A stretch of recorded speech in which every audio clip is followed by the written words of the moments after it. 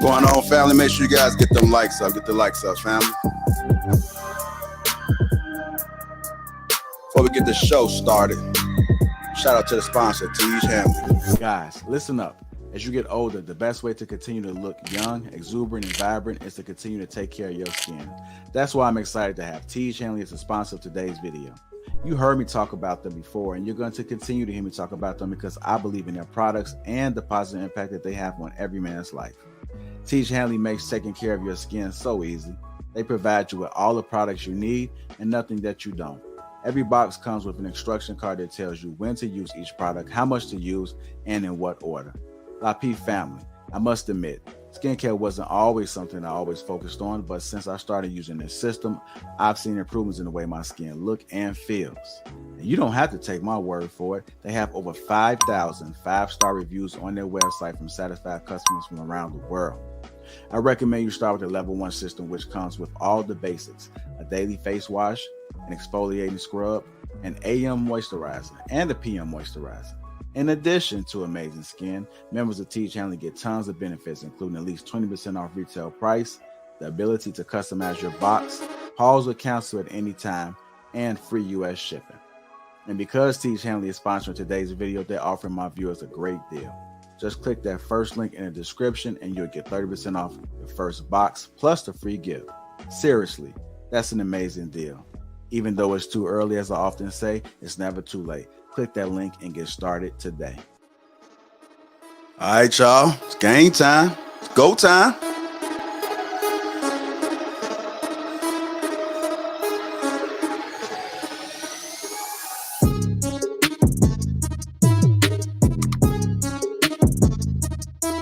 Y'all dry as hell on this Sunday morning.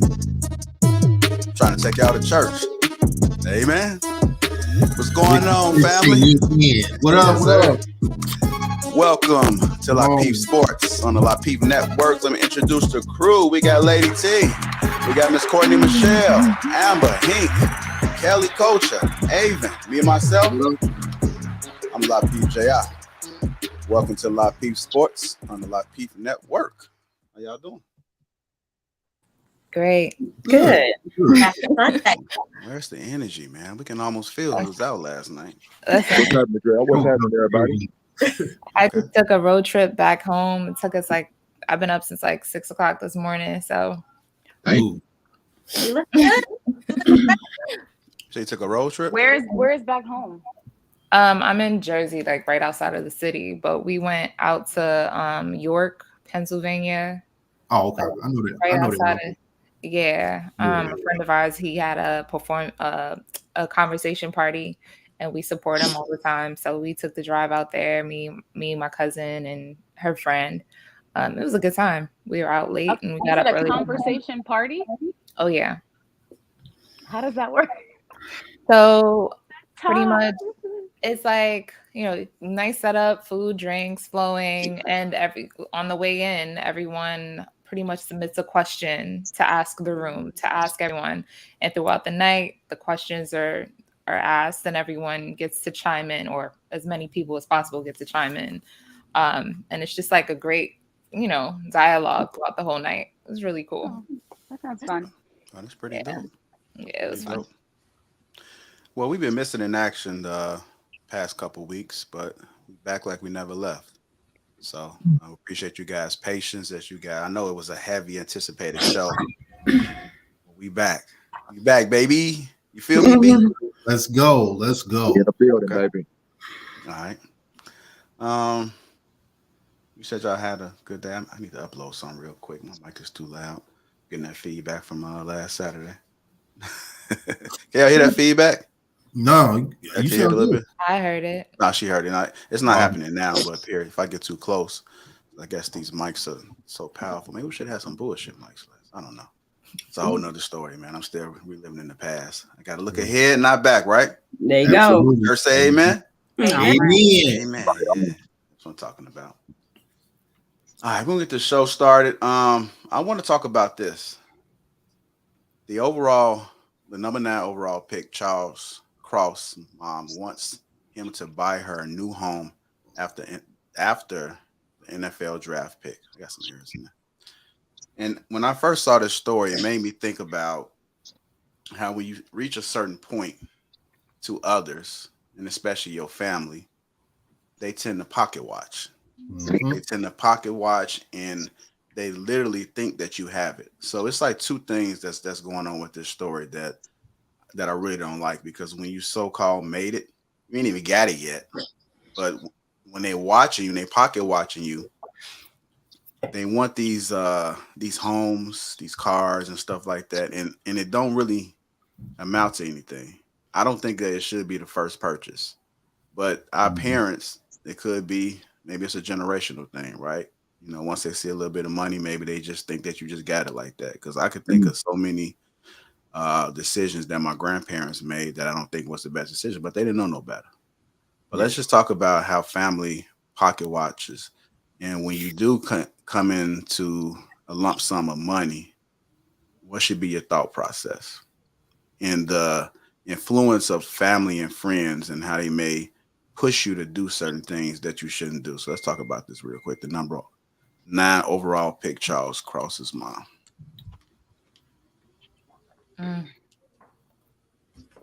You know, I think what a lot of people don't realize about a lot of these young men is that how little financial literacy a lot of these men are coming into with this money, and how much the average person, the working class person or the poor person, doesn't even understand money and the scale of it sometimes.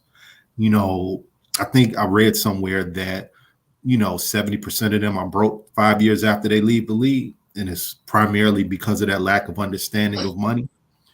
And I know the NFL and a lot of these pro leagues are trying to, when these guys enter the league, try to give them that education, but it's got to be hard for these guys to come in, get this amount of money, and A, not understand what it is themselves, then B, have to translate that information to people around them, especially people around them who may have supported them. They feel old. They feel like, and then the person feels obligated to live up to that obligation and to that support. So I feel like it's almost a catch-22, man, but at the end of the day, they have to realize they have to take care of number one first, guy I follow on Instagram who's real big in the real estate community often says somebody in your family needs you to be rich. And that's true, because you can solve a lot of problems, but someone in your family actually needs you to have sense as well. And I think they need to embrace that. I agree. I definitely believe it starts with the relationship, I guess, with the parent or the parental figure and the child or adult who made it.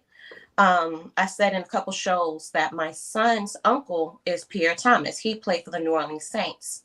Yeah. And so I remember when he got drafted, we were all out and he pulled me to the side, I guess because I'm not part of the initial family.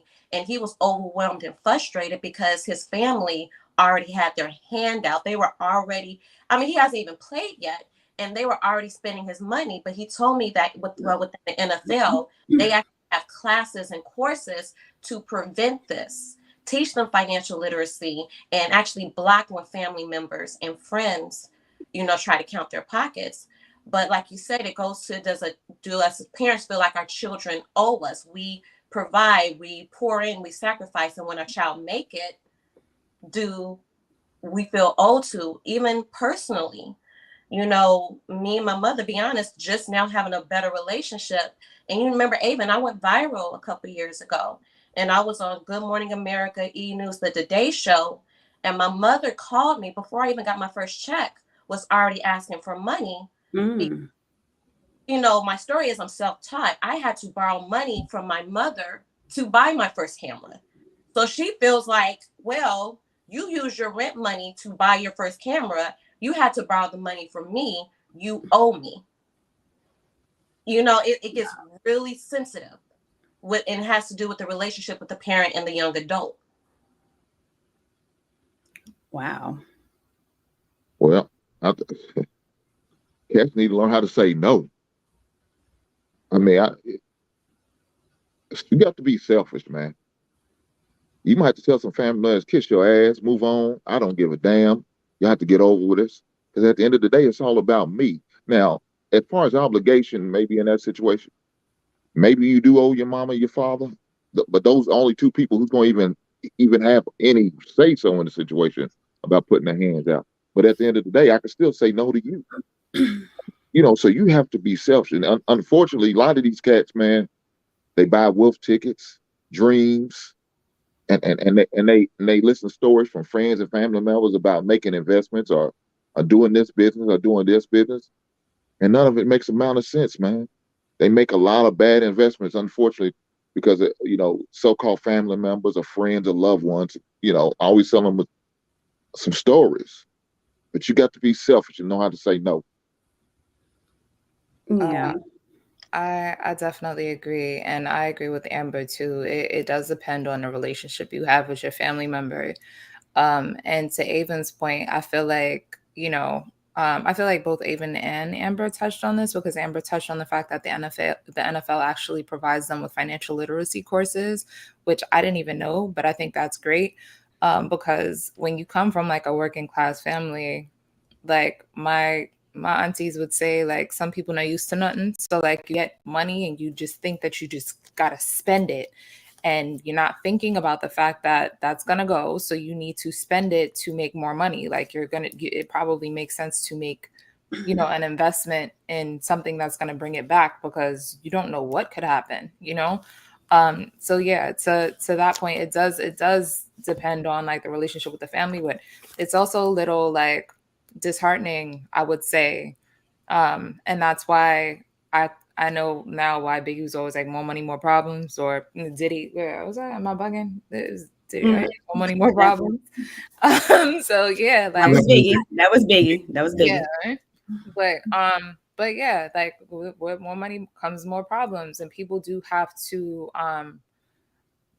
learn how to. I mean, I'm not gonna be a hypocrite. I'm very generous. I love to take care of my people. It's just something I love to do, but it's something that eventually I had to learn. Like, you keep giving, you become a crutch for them, they're going to keep coming back for more. So you got to kind of protect yourself and not allow it to weigh on you as much. Like, be grateful for the fact that you're able to provide, but also keep in mind that it's necessary for you to set yourself up to continue to be able to do that for folks. So just finding that balance. I guess I have like a completely different. I'm sorry, Courtney, were you going to say? No, go ahead. You go ahead. Oh. I have like a different take on that, because I came from a very close-knit family. I have one of 5 children, and my parents stayed together until the day they died. But I just remember all the sacrifices they made for me. For other family members, like extended family, maybe not so much, but for my parents, anything. I would have a conversation with them exactly what they needed, how to invest properly. Like if my mother wanted a home, it would be no question. If I have it, you have it too. And for me, I would be like, okay, you want a house? How about I get you like a duplex or something, or something where you can live there and still have an income. Like I would do something where she can still make money. I wouldn't just buy a mansion. I think that's ridiculous. She's older and she could barely climb stairs. But I would have a conversation, but I would do it in a smart way. But if she wants a house and I can provide that for her, absolutely, I would do it, because my mother has sacrificed. She had 7 children out of her body, and she gave up everything for us. So if I have it, you have it too.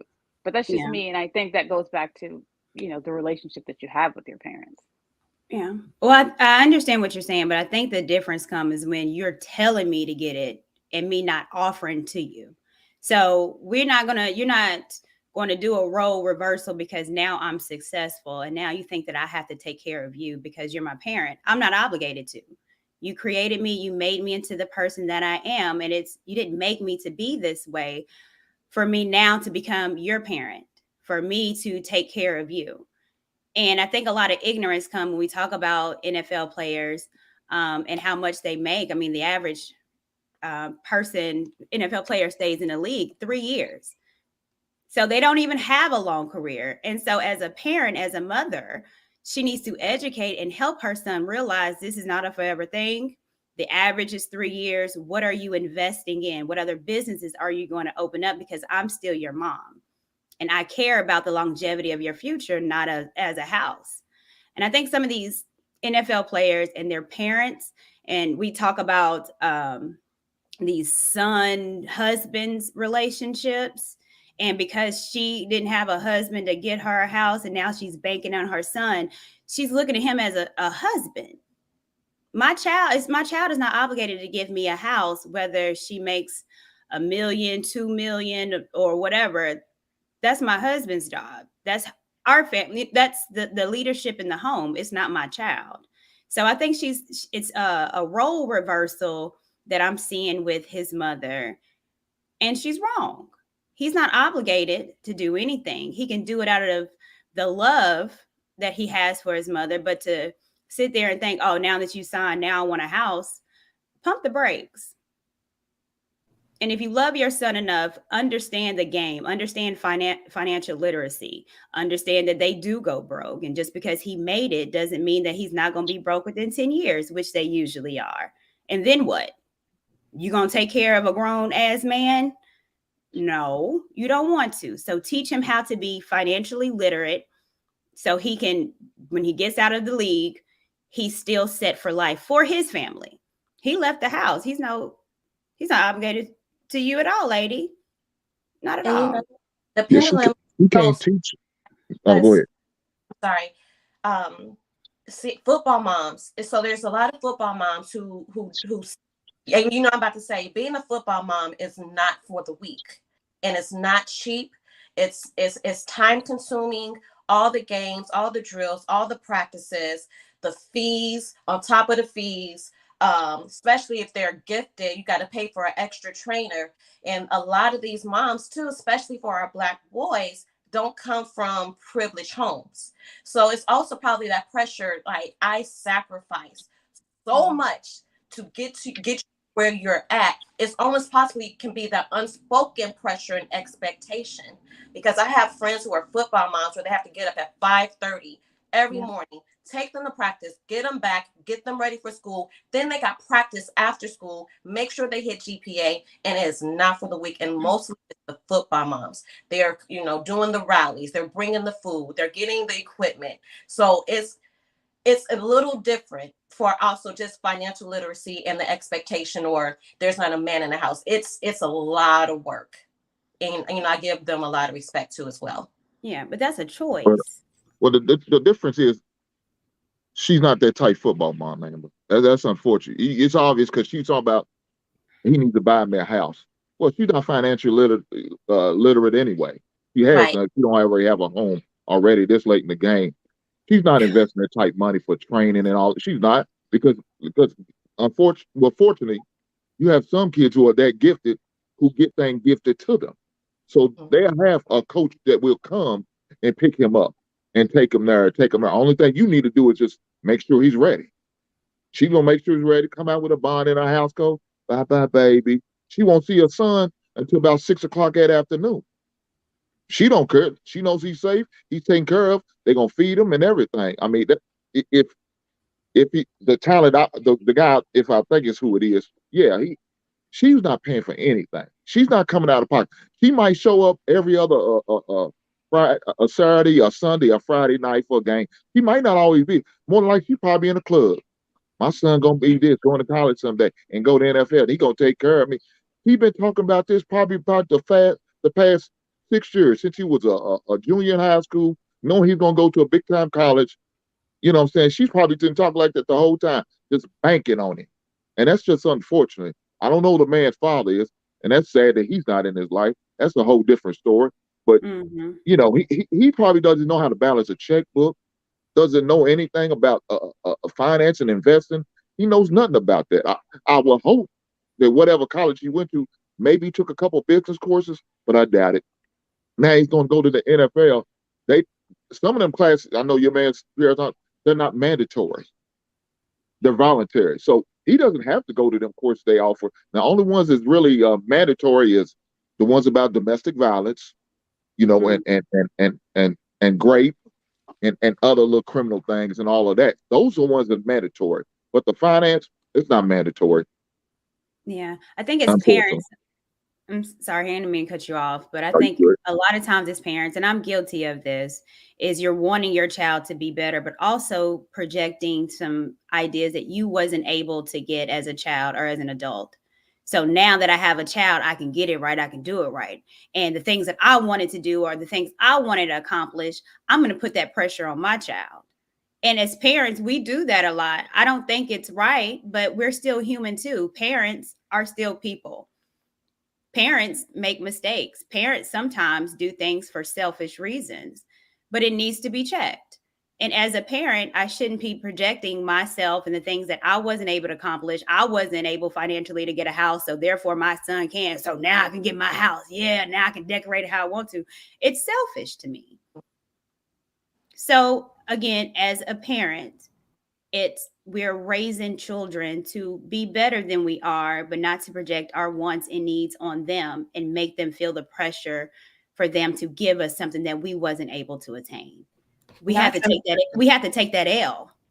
So was that the actual conversation? She was like, now that you have it, you have to buy me a house? Or was she like, was it a request? I didn't get this. No, Hank, I'm not sure if you saw the video. I didn't. It wasn't no request. It was a demand. Yeah, No, that changes the narrative. Yeah, because like that level of entitlement is just very. It's like, honestly, like at least give him a chance to do it for you. Like the goal. Like, yeah, because I think The Rock did that for his father and his mother. Like he took care of him, like as a thank you for everything you poured into me. But it was like a surprise. Right. Like, but that's what I'm saying. Like, okay, me and my mother, we don't have the closest relationship, but you better believe if I get like a large lump sum of money, she's gonna wake up to all her debt paid, like everything. She don't have to say nothing to me. And we don't have the closest relationship, but that's just because that's my mom. You know what I mean? Like, you sacrificed a lot for me. You've done a lot for me, regardless of anything. You know what I mean? So even if they have an estranged relationship, maybe he would have done it had the demand not been there. It's just like, come on, like he didn't ask to be here. Even if you did sacrifice things for him, he didn't ask to be here. So those are things that you were supposed to do as a parent. So now that he's successful, good job. You know what I mean? That's awesome. You've contributed to that. Let that man decide to show up for you how he wants to show up for you. Yeah. And I think, children in general, especially boys and men, are always going to have some kind of feel protective road of their mothers. So, but allow him to do it. Allow your son to be the son that you raised instead of putting demands and trying to make him into the man that you obviously didn't have at home. That makes more sense. I didn't know that was a demand. So I was like, oh, now that you have it, could you mind? We've seen this before. I don't know if anybody on any of the Hank probably seen it before, but there was a young man about 5-6 years ago. He's in the league. I don't know. He may not be in the league anymore, but there's a young man that was picking colleges about 6-7 years ago. I was about to say that. And he wanted to go. I think the mama wanted him to go to LSU. He wanted to go to Alabama. And she walked up. There was like a yeah, and you have to sometimes parents are living vicariously through their kids, and I think sometimes in our community, even when we get grown, our parents still feel like we're possessions to them that they control, and combine that with our toxic. I talked about this a lot the last couple of weeks. The community's toxic relationship with money. Then it's a recipe for disaster. And to go back when Hank said, a lot of these young men need to learn how to be selfish first before they save the world. Take care of yourself first before you save everybody around you, because you'll go broke trying to fix a problem. And because you're not fixing the problem. You can buy our house, but does she know how to pay our property taxes? You know what I'm saying? Like that, you know, it's like you could go buy a $2 million house right now, but do you know how much the property taxes on a $2 million house is? Can you pay that? For that, right? Right. You know, so for me, the root of this comes down to toxic relationships with parents and toxic relationships with money. And I think this is why so many of them wind up in bad situations, because they don't solve that problem before that money shows up in their account. And this was why he probably going to end up with, if he doesn't already have, I mean, a toxic relationship or a toxic outlook on women, because your mama feels entitled to stuff. If you're frustrated with her and your relationship with her may not, I don't know, I'm not trying to assume anything, but if she's demanding this and this is kind of like her attitude and a sense of entitlement and just not really, you know, just encouraging her son to elevate himself with his new found whatever. What was his response? Oh, I don't even know. What was his response? Well, they asked him first, because this was on TMZ. They asked him first, and he said that he was going to probably buy his mother something. He didn't know what yet. He had no idea. But then they asked his mother, and she voluntarily said that, you know, she wants her son to buy her a house. And so I'm pretty sure that that's going to be the message. And I've been there when they see a certain level of success, or you do something one time. It's like, I know you got it. I know you got me. I can go ahead and retire. I know you got me. And it's like, whoa, I don't know, like who, you know, drop down up on your shoulder and whisper something in your ear, but right. No, that is not the case. That's not the case. And I did want to add into it too. With me, even if I didn't have the best of a mother, and I'm not saying that my mother was bad or anything like that, but I'm just speaking in general, that I would still want to make sure that they're well taken care of. And it's going to be situational per family, right? And I think they made a great point when they said, hey, is she responsible to even pay the mortgage? You know, those are things that you have to consider. And that's why I said that it is situational. But you ultimately want to take care of it. And I agree with what Courtney said. You know, let me come to you. Let me come to you. And that's just with people in general. I can't stand when somebody come to you asking you something. Are you just going to do this?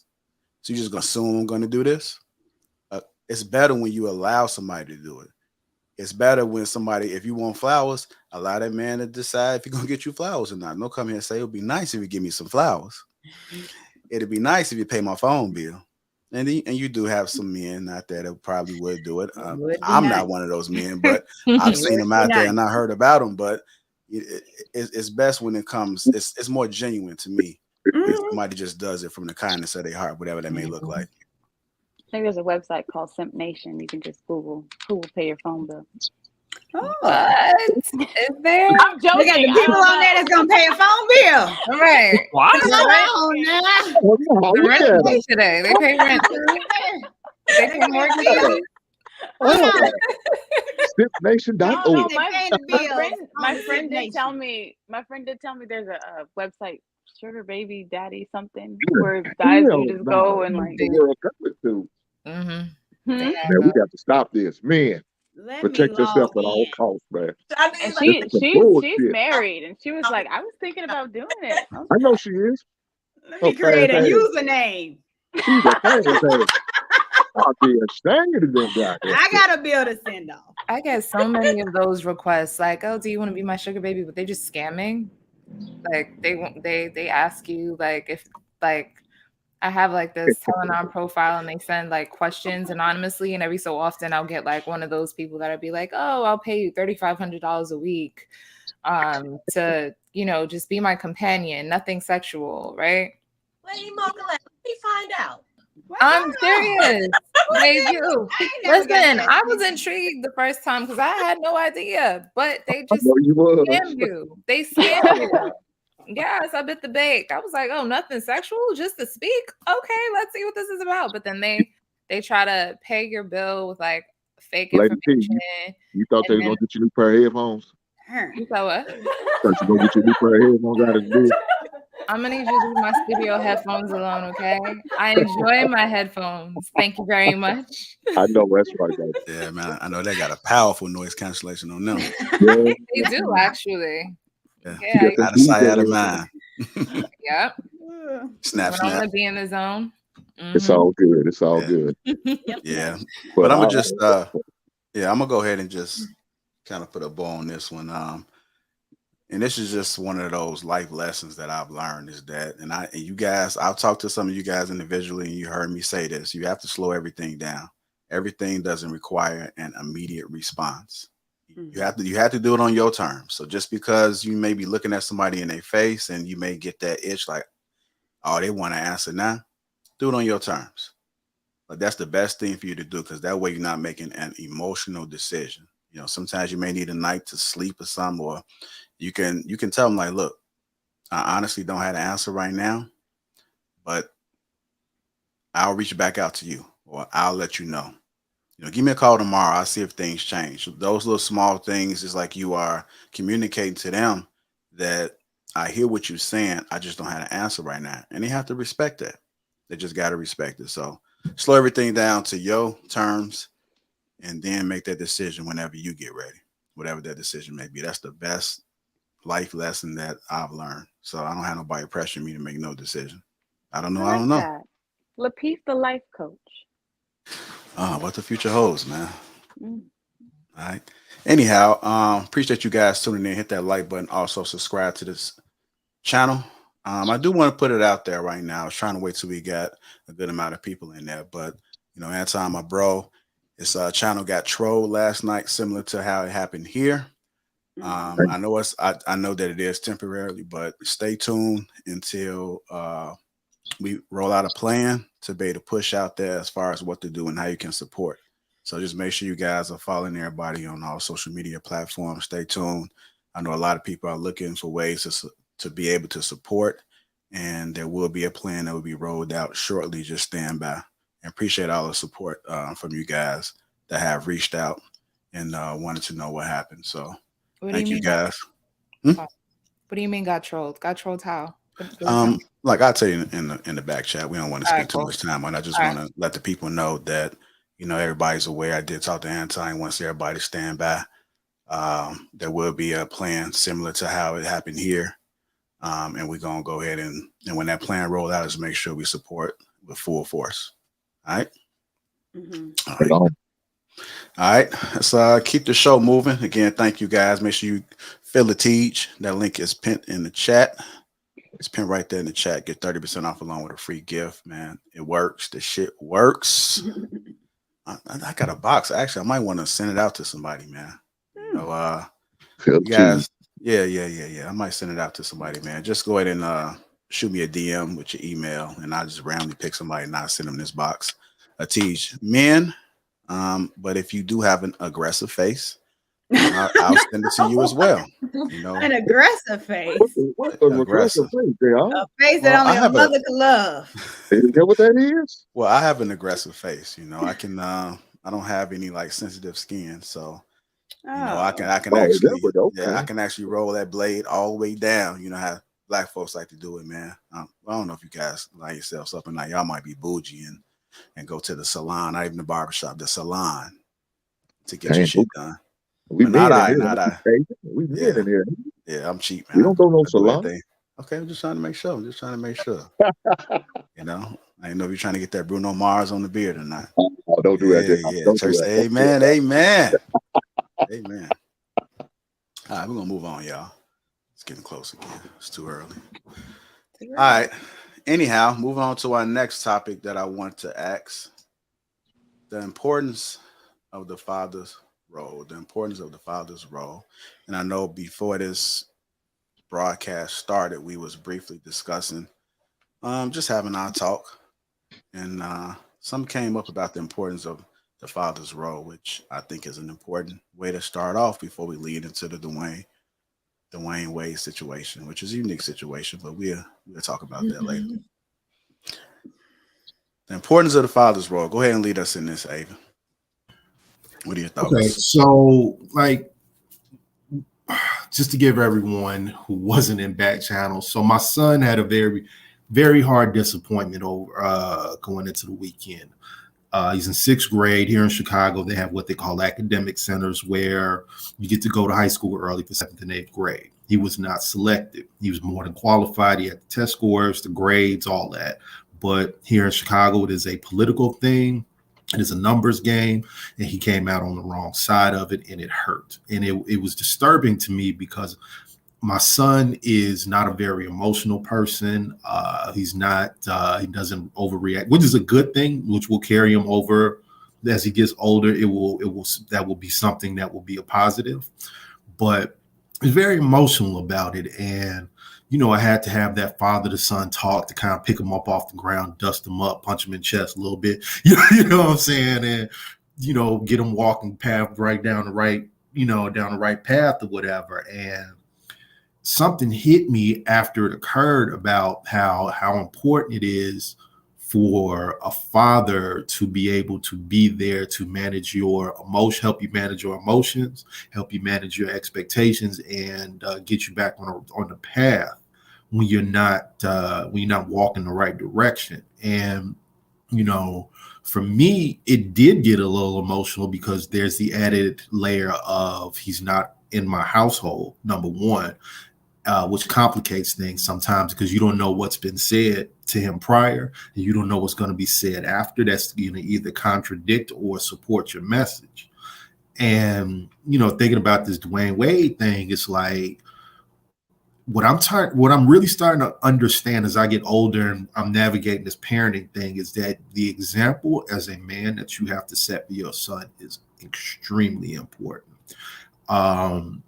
I am the type of guy that, especially when it comes to either sports or business, where if I feel like I'm not getting my way, I can get a little emotional. That is a flaw of mine. And I, you know, seeing him get emotional was a little weird, but I really had to check myself after I did what I did and, you know, just kind of reflect on how it's so important that we as men, especially men as fathers, we set the example. You know, there's an old Wu-Tang lyric. It's on the second album. It's the Black Album, whatever, right? And Method Man says, be careful not to end up like your old dad, still searching for them glory days he never had. And I keep that right here because I'm a bit of a late bloomer. I've had a lot of struggles in life, still having them sometimes. And I try to always keep that in mind to not project my issues or my failures or my successes, quite frankly, onto my son. And when I'm looking at this Dwayne Wade situation, I feel like that he got something going on, whatever it is. And by him being ultra permissible with his son, he's setting him up for failure. I really do. All right, I see. I even dive a little bit into the D Wade. Hank, let's talk about the importance of the father's role. What are your thoughts about it as we lead into this D Wade situation? Man, it is very important. You know, whether you have a son or a daughter, it is very important. I mean, so my daughter's 26 years old. So I remember having to have a conversation with her. You know, it was a hard conversation with her. I mean, I just had to be straight up, be blunt with her. You know, don't fall in love with the first dick you get. Oh. Don't just don't. It has to be said, Courtney. You just said it straight like that? Like, straight okay. like that. I said it. Yeah, it has to be said for boys too. You got to say the same thing to the boys. And that's what I was about to get to. That same conversation with for my son. Don't fall in love with the first piece of vagina you get. But I didn't say vagina, but we all know what we're talking about. So just having to have that tough conversation, that blunt conversation, because I know with my ex, she's going to baby my son. I can't stand that. Don't baby my son, because you're doing them a disservice at the end of the day. You know, there's going to be times where you have to have a harsh conversation with your daughter, straight up, straight down. This is what it is, baby. I know your mother's going to give you the more the unicorns and roses and the rainbow version. I'm gonna give you the harsh reality, and that's what it was. And you mostly men are they're more logical thinkers. They're more straight to it, blunt. They don't sugarcoat it. They just tell you what it is. When you have to have that conversation. But that's just an important role of fathers and men in the kid's life. You have to have them tough conversations with your boys and your daughters. You have to, because if you don't, then they go out there in this world, man, they're gonna chew them up, spit them out. And they're gonna realize, well, damn, that ain't what I was told by my mother. My mother said this was no, baby. It's not how it goes. So I mean, the importance of a father is it's very important. So much needed. Much needed. Yeah, I agree, and I'm gonna speak on it too. I do think the importance of the father is very important, especially when it comes to problem solving. Especially when it comes to problem solving, because sometimes it's going to be situations where it's going to become challenging for a mom, even for a man. But I'm confident that most men come to an understanding that part of being a father, part of being a man of a household is learning how to problem solve. So whenever you have those challenging moments, which a lot of men will experience, if they have it, most men will experience it, um, where they're going through that teenage stage where they can't seem to figure out what the hell is wrong with this boy. And I've even been guilty of that. And we do get to those points, but I'm one of the men that have to figure it out. You can't give up. You have to figure it out. And so when it becomes challenging, I think the fathers should be the ones that say, "Hey, I'm never giving up. I'm never giving up." And if that father is not present within that home or not active in that child's life, then you can't be there fully for that child. And he needs his father. He needs his father. I recently put my son up in therapy, and I am seeing a change, and it's almost mind blowing. And I catch myself still haven't fully adapted to the change, because it's like breathtaking. It's like, what the hell is going on? Like, what has happened? But then on the flip side, I commend myself because I was the one that was able to put him in position, to put us in position for me to be a better father and to help problem solve the problem that he had or whatever he was going through. I still don't know exactly what it is, but just you being there, and when the world gives up, when everybody else don't have the answers, you figure out something. And if you still, if it may take years for you to figure out, it may take the right person, the right situation. It may take another man to kind of coach you. But so the importance of a father, in my opinion, and speaking based off experience, it is very important. It is very important. We have so much of an influence. And even though that child may show some resistance as far as wanting to be able to accept you for whatever reason, they still need you. They still need you. It may be something that's up here that be blocking it, but once you start pulling those things away, and you see the core of that of your son, he wants you there. He wants you there. So that's just my thoughts about it.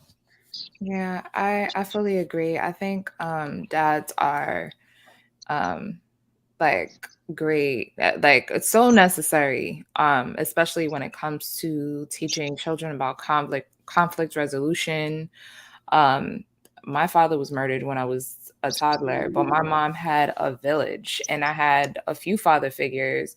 I had my intellectual dad, I had my emotional dad, I had my business dad. Like my stepdad, my actual stepdad, was in the house with us, like made sure that we knew that we weren't going out into the world without educating ourselves. Before we could go outside, we had to study the back of, you remember those composition books, how we had like the timetable and then the grammar, like we had to memorize them. We would get a new one, and we had to do like book currency. Like it was, so I just think like it's important, like a lot of it's so important for fathers like to be involved in the child's life, because there's certain things that as a mom we're so hands-on about. So our tolerance level sometimes, as it relates to just like other things, it's just so low. So dads tend to provide that balance, the they even help with like our confidence and encouraging us and just sending us out into the world in a certain way.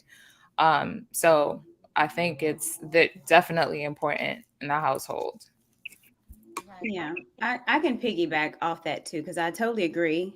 Especially with the self-confidence, because that's something that I've had to struggle with, being self-assured and self-confident in myself and dealing with insecurities. And then me bridging the gap with me and my biological father and us being closer and having a relationship, it's also changed my outlook on a whole lot of things. Like there's no giving up with my dad. There's no throwing in the towel. And the closer that I am with my dad and I tell him things that happens or problems that I might face, like the one thing my dad would always say, you know who you are? You Courtney Mother Michelle. You got my blood, baby. Ain't no giving up. And that's how, and that's with every conversation. That's how my dad approached things. Dad, you know, I'm feeling da da da da. Do you know who you are? And you know, as opposed to my mom, you know, my mom would say, okay, well, what's going on? Well, maybe you shouldn't, and maybe. And my dad is like, you motherfucker, Courtney, you my child, and you can do whatever the hell you want to. And like my dad go hard. So being around my dad and having him really like in my life and an amazing relationship with my father has boosted my self-esteem, has boosted my self-confidence. And it's made me be more presented in the world as more of a woman. And I know that, you know, I know I got this because I'm my child's father. My dad believes in me. So dads are really important, but it really set a foundation of my self-confidence, self-worth, dealing with insecurities. My dad is, man, I don't want to say he's my cheerleader, but he is. He got my back, and my dad's like, F them. You got this, nigga. You know who you are? And I'd be like, well, daddy, okay. Yeah. And I go out and he builds me up. And I'm grateful for my father, and that's my best friend. Kind of piggyback on what Courtney said about my dad when my parents got divorced. You know, I don't know if you all remember, showing my age, remember with the steam curler set, you turn it on, you put the steam curlers on. You know, I remember sitting on the toilet, my dad's in his suit trying to steam curl my hair and iron my uniform. But it got more intense when I had my son. And a funny story is, like, you know, my son was like 7. He wanted to wear cologne like his papa. And my dad came over and cussed me clean the F out. Why you have my grandson putting on cologne? Like, what are you teaching him? Little things like that I didn't know. Or even his dad is in his life. You know, he sees him every week and a couple of times throughout the week, and realizing there's just some things, there's a lot of things, because I'm not a man, I don't know. I mean, I vented to a couple of you all, you know, me and my son are going through it. He's 13, going through puberty. I like the sound of my voice irks him, like just high disrespect. We just started therapy this past Thursday, and he even expressed like, Mom, I'm ready to live with my dad. And I knew that time was coming. And so they both have my full support. Because at this point, kind of like what JR said, I'm like, I don't know what to do. I know he's challenging my authority. You see, my son is a big boy. He's taller than me, 220 pounds. And it's just, we're butting heads right now. And luckily he's in boxing. So I kind of text his trainer, you know, another black man, like, it's getting kind of unruly. He was like, don't worry, I got him. So when I picked him up, my son was apologizing. My dad has been getting on him. So the men are covering him first, like, you need to stop disrespecting your mom. But they're also having private conversations I'm not privy to, because they say, Amber, he's going through puberty. He's confused right now. I went through this when I was a 13-year-old boy. So now it's like I'm in a space where it's like I'm handing my son over to the men. Because like right now, I don't know what the F I'm doing. Look, I was a whole tear to my parents at that age. And I understand why you're frustrated, because the switch seems to go on overnight. It happened.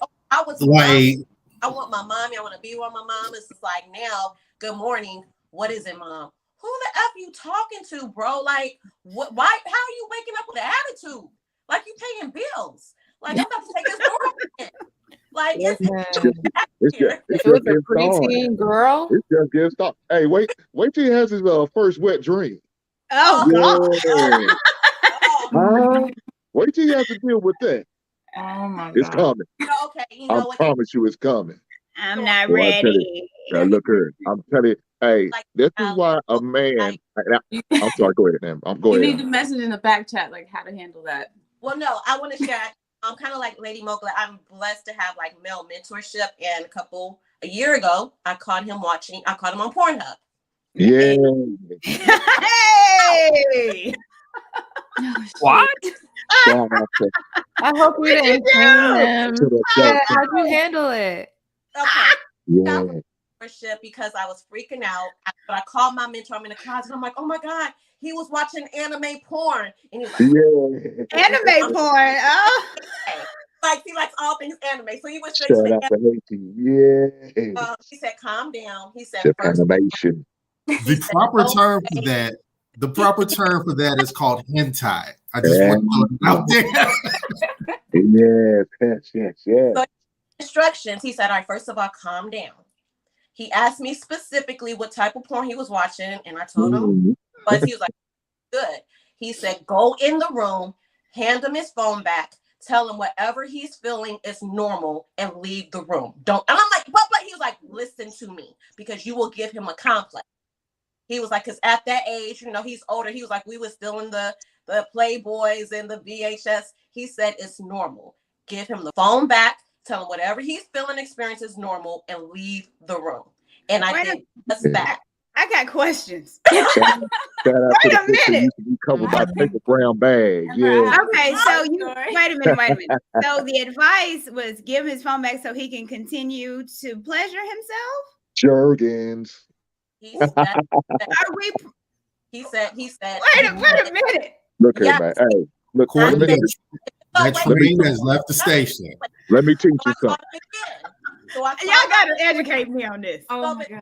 He Gotcha. coached me because I caught him again. He said, Amber, now this time sit down with him and tell him, like, what you're watching is just acting. It's not real. Like, he kept guiding me on having real conversations with him and not give him a complex. So I knew to call him. Courtney Michelle. Look at Courtney. She called girl. This is literally the first time that I heard the advice that a parent, hey, let's watch a little Pornhub. Let him jack off a little bit. I've never, and I have a little girl. Because it ain't nothing you can do. I know. First of all, that channel's amateur night. You need X video. I have all the locks, parental locks on the iPhone, and he was able to finagle his way through to the site. Yeah. Like, kids are watching it at school. He found out about Pornhub at the lunch table because he's a 7th grader. This is what we're up against. Yeah, but you gotta understand too that these kids are pretty smart. I mean, even if you was to put a lock on the internet, you'd be surprised what they still have internet in their room. So you're not going to be able to stop it. I just think that it's just time to have those discussions. That's all. It may not be you that may need to have it. It may be from another male figure. So yeah, just accept it and embrace it. It's something that all us men go through. It's exciting. I actually have a similar story. Watch out now. I ain't never heard. Okay, I don't. Coming out. Well, my son is 12, so I think he just started he's like at the beginning of puberty, and he sat me down one evening, and he's like, Mom, I gotta tell you something, and I was like, okay, what do you want to talk about? He's like, I feel bad about telling you this. I was like, well, just tell me, just say it. And he's like, well, I was talking to my dad, and he said, the way you get your penis to grow is by pulling on it. I was like, your dad told you this?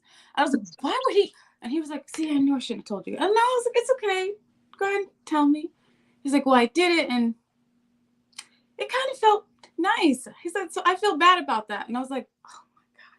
I was like, all right, well, I'll have a conversation with your dad. I'm like, why would you tell him that? He's like, oh my God, he told you I told him that?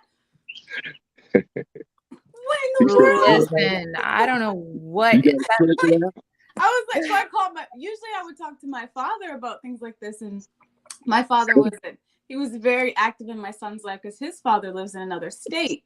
So the importance of a father to me is paramount. He was a preacher. He used to always talk about the law of training, which means children don't do what you say, they do what they see you do. Mm-hmm. So it's not about, you can't say, you better never smoke. You know, they're not going to listen to what you tell them. They're going to watch what you do. So children become a product of what they see. And if the father's not there, but the mother constantly, that's why I think a lot of men are becoming a lot more feminine, because the father's not in the home. They don't even know male mannerisms to emulate. They're just copying off their mom. So you might see a little boy switching because he's copying off his mother, because there's not a man around. This is how you walk like a man. This is how you sit like a man. This is how you talk. Say that then. Well, and I agree, which is I was agreeing with Amber because my son's 12 and he was like, yeah, I kind of want to know. And my father was active in his life, but he just recently passed away. So now he does not have that male figure. So I'm strongly considering letting him live with his father. But like, man, let me I just don't know how I would feel. I don't know how I would feel, but I just know his door's shut and he's over there just working it out. And I'm just gonna be like, just walking around. He's being a human being. He's being a human being. I understand that. I understand. Think about this though. Hold on. Think about this for a second. Think about it though. Go ahead. I'm sorry. Right. No, I mean, he's being a human being. I mean, here's the thing. You share a home, right? How many times, now you don't have to answer this directly, or you can answer this in the best possible way you can. Okay. Because I've had to take accountability for this situation. How many times before he got to this point did you have a friend over and you told him stay the hell in his room? Or how many times did as parents who are single, have people come to the house and he may heard a headboard hitting the wall or noises being made, and we ain't willing to explain that shit yet. You know what I mean? I've never done that. No, but I mean, creeping a little sneaky freak while your child sleep. Yeah. Come on, boy. Oh my God! Answer the question. I have. Look, my son is 12. I'm 42, so I went through my whole 30s while my son was coming of age. Hold on. I'm not gonna sit here and act like I was perfect. Yes, I was sneaking cooch through the door while my son was asleep in the other room. Yes. But what I'm saying is that you said you don't know how you would feel. They probably already feel a way about you.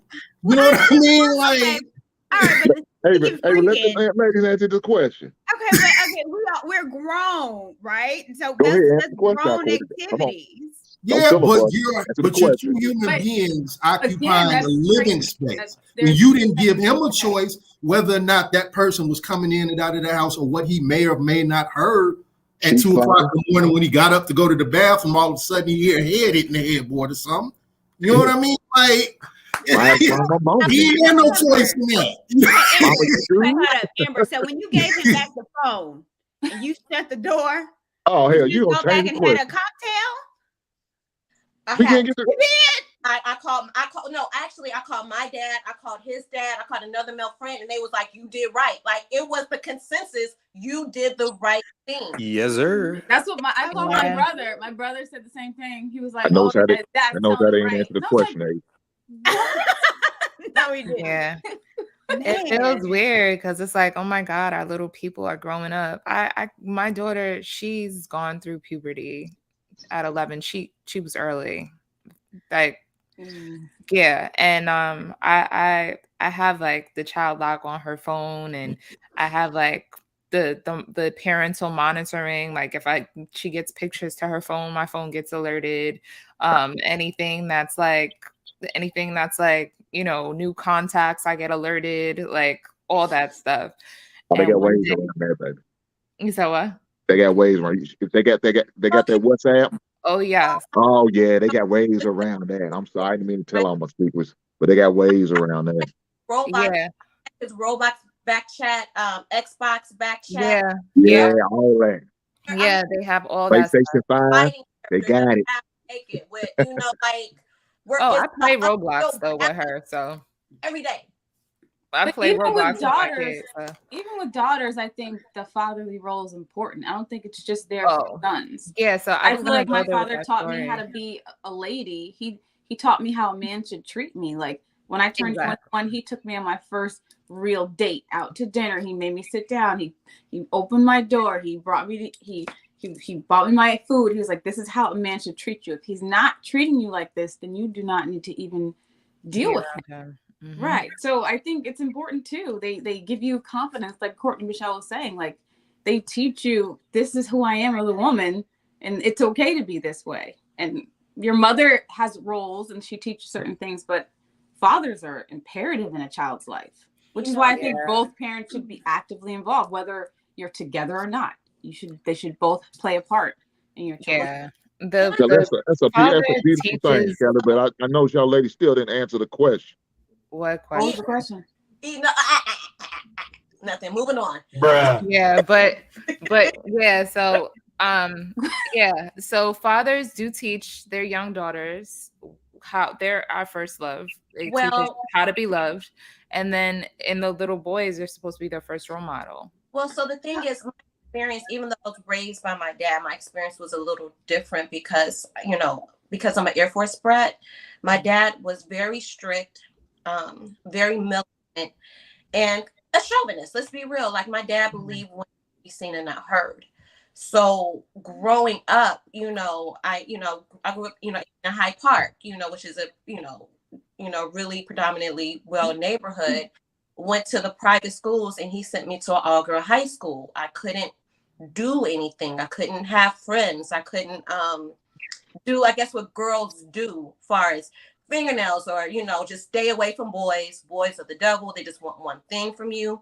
And so then I rebelled and moved with my mother when I was 16, went to Seattle because that's where I'm originally from, and got pregnant at 16. Because I wanted to taste whatever freedom my dad was keeping from me. My mother took me to get an abortion. But watch that word. I'm sorry. When you were 16? 16. Because literally, it wasn't even like I couldn't even have friends. I couldn't polish, and so I think too, it's really important that we talk about parenting styles. My dad felt like, he provided all the resources and the best, but as far as life skills or boys or my body or sex, I didn't experience that until I moved with my mom, and my mother was so busy working. I had this taste of freedom, like went from one side to the other where I did whatever I want. And you see how that turned out. So I love the fact like Courtney Michelle and Lady Mogulette, like their fathers talked to them, educated them. Kind of like what you said, Hank, you putting your daughter on direct game. This is how you move when a guy says this. So I just want to say it can go either way, even if that parent is involved. I have a question. So because I have a daughter, not a boy. So how y'all are doing this boys in this Pornhub? I'm sorry, I'm still. Are you gonna do that to your daughters? That's what I was saying. My daughter got caught. I was saying that I get the alerts, and she was on a website, and it was like one of those. She's into anime too, and it was one of those websites where they were like boyfriend and girlfriend talking about like it was like a bunch of sexual innuendos. And when I first saw her, I walked in her room and she was looking at it because I got the alert, and I was like, "Well, what's this?" I walked in her room and she was kind of like trying to sneak to put it away, and I'm like, "Give me your phone." So I'm like, "Hand it over." So I'm like, I looked at it and I was like, "Look, my only issue here is that you're sneaking this and you feel like you got to hide it from me." I was like, it's natural. You're getting older. You're in school. The kids are talking about things you may or may not know about. I just want you to know that you could talk to me about it. Like, what you get on Google or what you get in these stories, they're not real life. Like, you literally have me here. Like, it may not be comfortable, but you talk to me about it. This is natural. I went through it too. And I almost have to be like outlandish with it. Like, hello, like I gave. I'm talking about the touching part. Yeah. So, You know, Well, look here. Yeah. I think anybody who's a parent right now, your child is under probably 16, like this Gen Z generation, you have to assume that they've already been exposed because they have so much internet access. And these kids, like, what I'm starting to realize is that they're about 2 to 3 years ahead of where I was, like in the process or whatever, right? Like all the little nasty things that you were learning. I felt like I started figuring that out maybe about 8th grade, freshman year. Assume for the fact that now we're talking 5th or 6th grade. And the reason I figured that out is because I worked in the school system for a real long time. And the things that they knew about and the things that were coming out of their mouth in 4th, 5th, 6th grade, I was like, yeah, I'm fighting an uphill battle here, because you can do whatever you want inside your household. They got to go to school. And when they go to school, they sit down at their lunch table and the things that comes out of other kids' mouth go in their ear.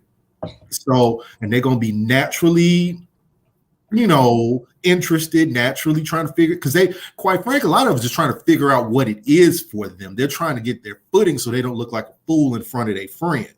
You know what I'm saying? They don't want to be the kid that's out of the loop, that's not knowing anything.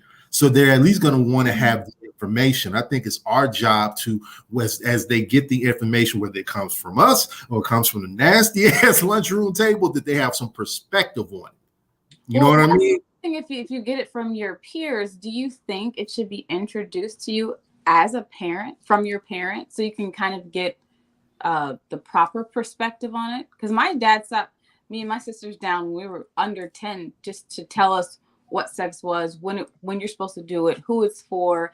And he told us, because he was the pastor of a large church, and he said he never wanted us to anything to happen and we couldn't explain what was going on. So he sat us down, he told us, like, this is what this is for. No one's supposed to touch you here, and he kind of like painted this picture of the proper scenario for these events to occur. So I feel like I had a healthy respect for sex because I knew, like, it came from my dad. I do that with my daughter. Like, I use terms. This is your vagina. The boys have penises. So I'm very, very clear, and I try to make sure it's age appropriate too. She's just 6. But I've never used that's your woo woo woo and tinkle winkle. Like, I don't do that. I talk to her like your pee pee, like an adult. Yeah. So I don't do that. And I try to talk to her age appropriately. And where does children come from? I don't do it's the stork comes out of your vagina. So I have these conversations. But I think I just ask her, like, if she hears something. Yeah. And so she's not, I don't want no dumb child. So. Or no one can really take advantage of her because she knows what's going on. Yeah. So I try to be very clear. I think the most important thing for me has been trying to frame my behavior and my interactions with women in a place where if he sees it, like, he has a reference point of what's right, wrong, good, bad. You know what I mean? Like, I think I brought this up maybe on a show maybe about a month ago, how, like I said early in this show, my 30s were fun. And as he got older and got to 10, 11, 12, I needed him to stop seeing me with the revolving door of women, because I didn't want him to think that this is healthy right off the bat. Now, he's going to make his own choices as he goes along on how he wants to deal with the opposite sex. But I didn't want him to have the image of, well, dad got a little roster, why shouldn't I? You know what I mean? And that was important. We have to frame our relationships with our kids on this topic the way we handle our own relationships. Like, he don't need to see. Absolutely. Yeah, right. You know what I mean? Because I gotta be real with you. Like, he's going, like, so when he's 12, so between like the ages of like 33, 38, 39, I was not shy about, it's not so much bringing women around my kids, but I told him, this is my house. This is going to come in my house, and this is how it's going to be. Don't worry about that, who's coming in and out my house. This is my house. But I realized as he's getting older, I don't want him to move, and I don't want him to feel obligated to move that way. You know what I mean? Like, he's going to form his own opinions on how he wants to do that. But I didn't want to feel like I was forcing him to make it, like normalize it. That's the word we love these days. I didn't want to normalize, the whole roster thing, and I didn't want him to think that that was the only way. Because, like when you frame it that way, unfortunately, I think that you're giving license, right? And if you're giving license, then I think don't have sex, but here's a condom. Yeah. But what I'm saying is that I want him to have different viewpoints so he can form his own opinions. I didn't want it to be, okay, this is just how dad get down, and I suppose that's just how men get down, So I wanted to give him a different perspective on it. Can I ask a question? And about it now, and I realized I didn't bring this up the right way to my son. And like Courtney Michelle say, like, I realized I had projected fear onto my son. Mm-hmm. So when he was like 5, I was teaching him about his body. But when it came to sex, I was, like, listen, nobody is allowed to touch family member, friend. Like, every month, like since he was 5, like, you're good, nobody made you feel uncomfortable. And so I don't even realize if I projected fear, because that's just elephant in the room that, unfortunately, and I don't know other races, but in the Black community gets swept under the rug. You don't talk about that, but unfortunately it's prevalent. I think you guys know what I'm talking about. So I have that conversation with him, and I realized that probably wasn't the best way to introduce it. So my question is for the men, because I don't hear men talk about having that conversation with sons or their daughters about, I don't care if it's not me and your mom, nobody's allowed to see, touch this part. Do you all have those conversations with your children? That's a good question, Amber. That's a must. That is a must, because like you said, these little girls are being assaulted, violated, taken advantage of, not only by their peers, but adults too, and adult women as well.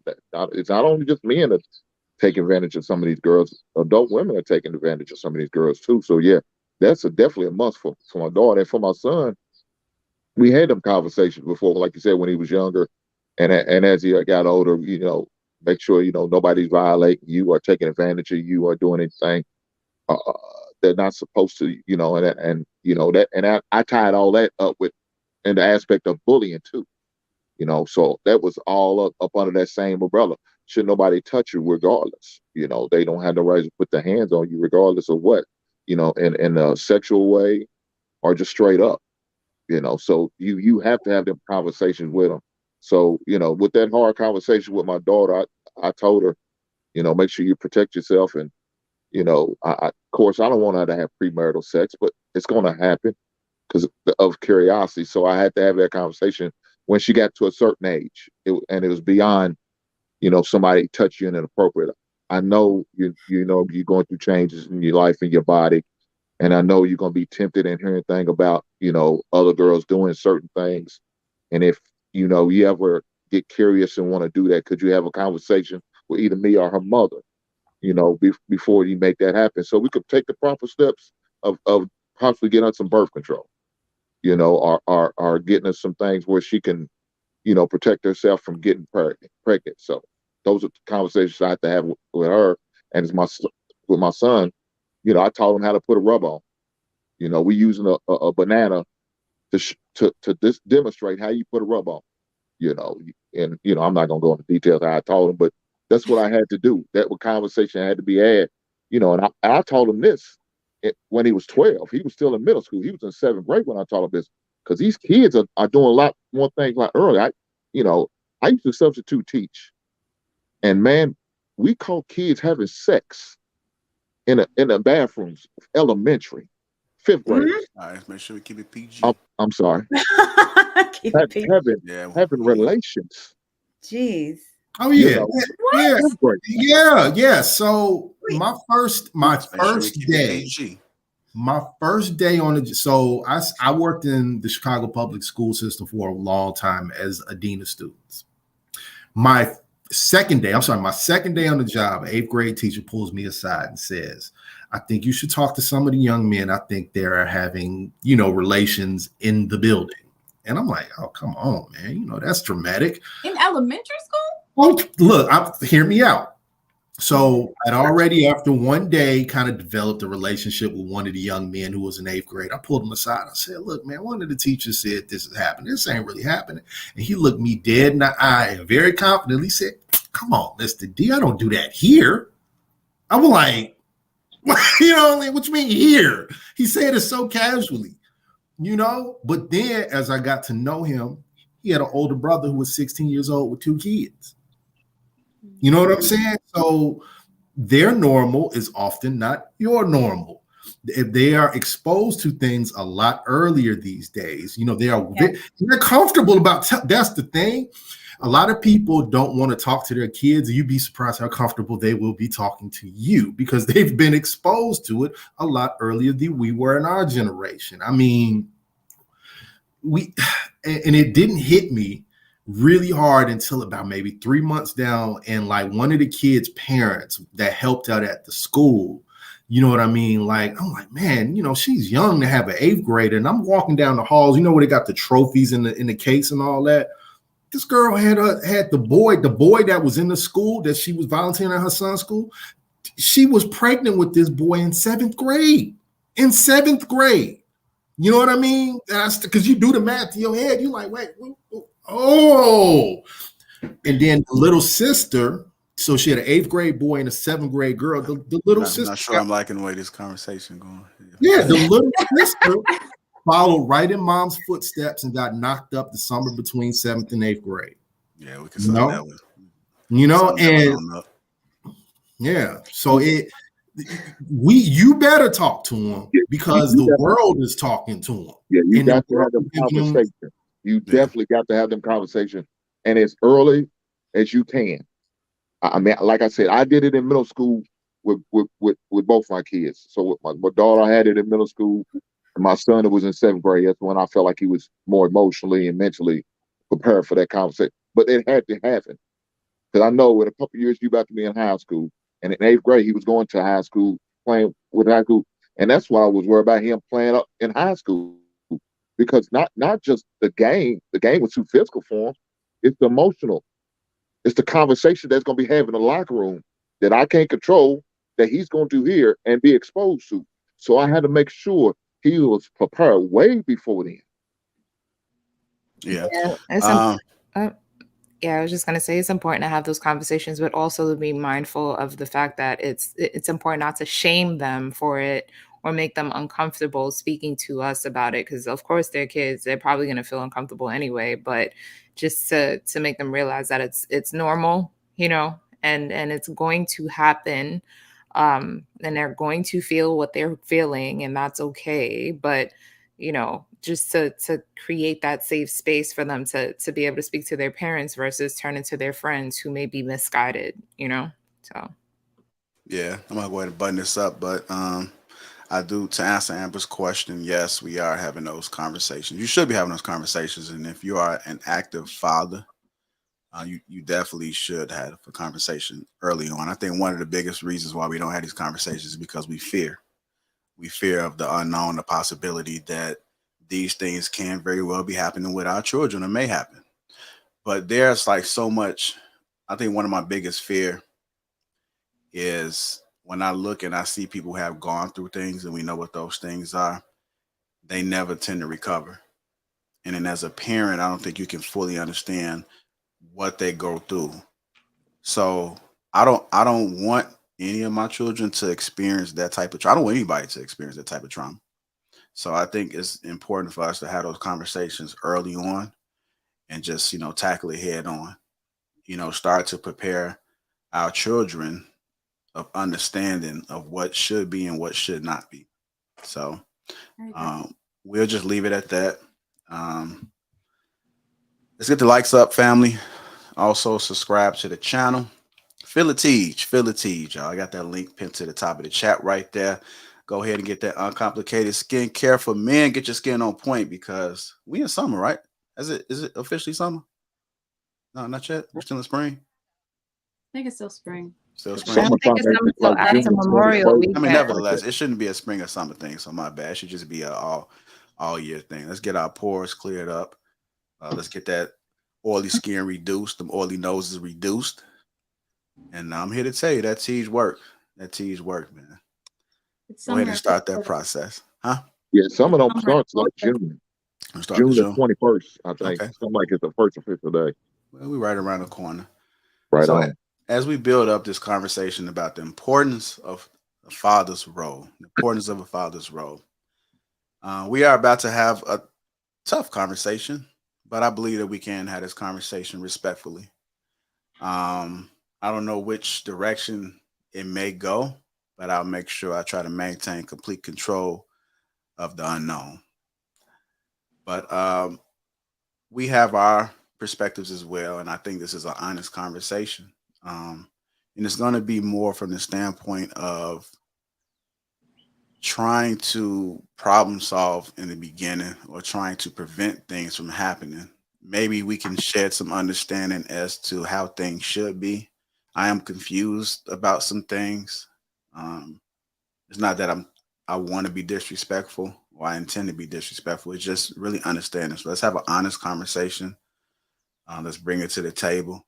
People in the chat, make sure you guys are respectful. I have been seeing some things that have been said that is inappropriate. So let's make sure we keep it. If you are a mod in the chat, make sure you guys monitor the chat to make sure that we putting people in timeout or we get them up out of here if they don't deserve to be here.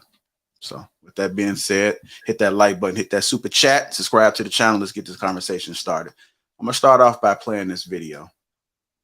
I got a video, family.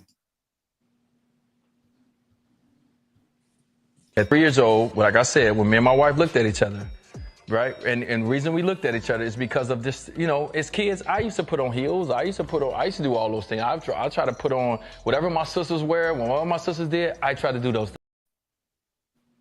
It's a short clip. I know you guys anticipated a marathon, but that's not happening today. So my apologies for that abrupt stop. It is what it is. Anyhow, Wade says some interesting couple sentences there where he, as a child, as a kid, he dressed up in heels and sisters' heels and clothing. As a child, he dressed up in his sister's heels and clothing. Let's try to see if we can put a little bit of context. I did watch a little bit of the before, a little bit of the after, but that statement was said. Do you guys know if he was raised by all women or not, if his father was present? I was going to ask a question. His parents divorced when he was young, and dad was out of his life until he was 9. But his mother was a drug addict. Mm. So he was raised with a drug addict, and dad came back in his life at 9 and started to raise him. So that age that he was wearing these dresses, the dad was not there, and the mother was on drugs. Okay. So I think we talked about the importance of the father being in the household. So I think that was a great segue because it is important for the son to be there. And unfortunately, he didn't have that until the age of 9, as Courtney Michelle stated. Mm-hmm. But I do want to break that down because and tie this into everyday life. It's unfortunate what happened there, and it's probably some reasoning as to what unfolded in his current life right now and what we see. Mm-hmm. But we often hear that it's okay for certain things to happen. And in my opinion, because again, we're in a man-made world, right? Where we have these principles and these what should be put in place, and it becomes our norm. But then we often hear conversations about, let the kid explore. There's nothing wrong with it. It's okay. He's just a child. I hear this a lot, that he's just a child. And so on the front end, we have a lot of women complaining about our men, and how they are, the things that they do. They complain about how they're not up to par, how they should be doing this. You know, like, what is he bringing to my table? We hear these conversations in the present tense, but let's go back to this, because there are a lot of things that are happening as children that we have control. I think we have control over it, right? Because I've often heard that they wasn't born this way, that they're not this, they're not that. So when they come out and they come into this world, the first question I want to pose to the panel is, do we truly have an influence on our children, particularly our boys, because that's what we're talking about right now. Absolutely. Yes. And how so? I mean, we're all a product. We're all the sum of all our experiences. We're all the product of our environment. Like, I think as parents, we could see that our kids are born with their personalities. Like, even as babies, you could tell, like, when I look at videos of my daughter when she was a baby, before she could even speak, her personality was the same as it is now, you know, but just the moral compass is developed by us. The principles are instilled by us. Like those things, like how they conduct themselves, how they show up in the world. We contribute to their development in that way, in my opinion. So that's how we influence them. Growing up, my father was the captain of our ship. Like, whatever he said goes. There were certain things that we just knew were not allowed. And it didn't matter what we wanted. He would listen to us. He would hear us out. But ultimately, he would guide us. And there were certain things, if we wanted to do them, it's when you get out of my house. Once you are 18, once you leave, then you can do it. Even like tattoos. Like he said, you're not allowed to have a tattoo when you live in my house. My brother waited till he turned 18, moved out, then he got a tattoo. He just set certain standards, and we knew we had to abide by his rules once we were in his household. Once we left, you know, I know the Bible says, train up a child in the way that they should go. When they're older, they will not depart from it. So you often end up coming back to your original training, even when you're an adult. But in his household, his rules were the rules, and it didn't matter what we wanted. It wasn't going to fly, not in his house. So parents let their children explore, and that's fine. I mean, you do need to become your own person, because eventually you're going to be an adult and you have to navigate this world on your own. You have your own personality, but there are certain things that I think you can sway your child on. I'm not going to get too deep into it. Absolutely. Look, conversation, but I saw a picture the other day, right? And when I was still with the mother of my child, my son was in preschool. He was in Montessori school, and there was a picture of him. And they got these things called works in Montessori school. They're like, you know, like little puzzles or whatever like that. And somebody had taken a picture of him, and he was like in the middle of, like, you know, like in preschools, they got the carpet in the middle of the room or whatever. And like, they were taking a picture of like some of the kids or whatever. He's like in the middle of the carpet saying something very adamant and very emotional to the person taking the picture. He was telling somebody what they needed to hear, right? Just very, you know, like, you know what I'm saying? And I realized, like, damn, it's the same face I make when I'm really trying to get my point across.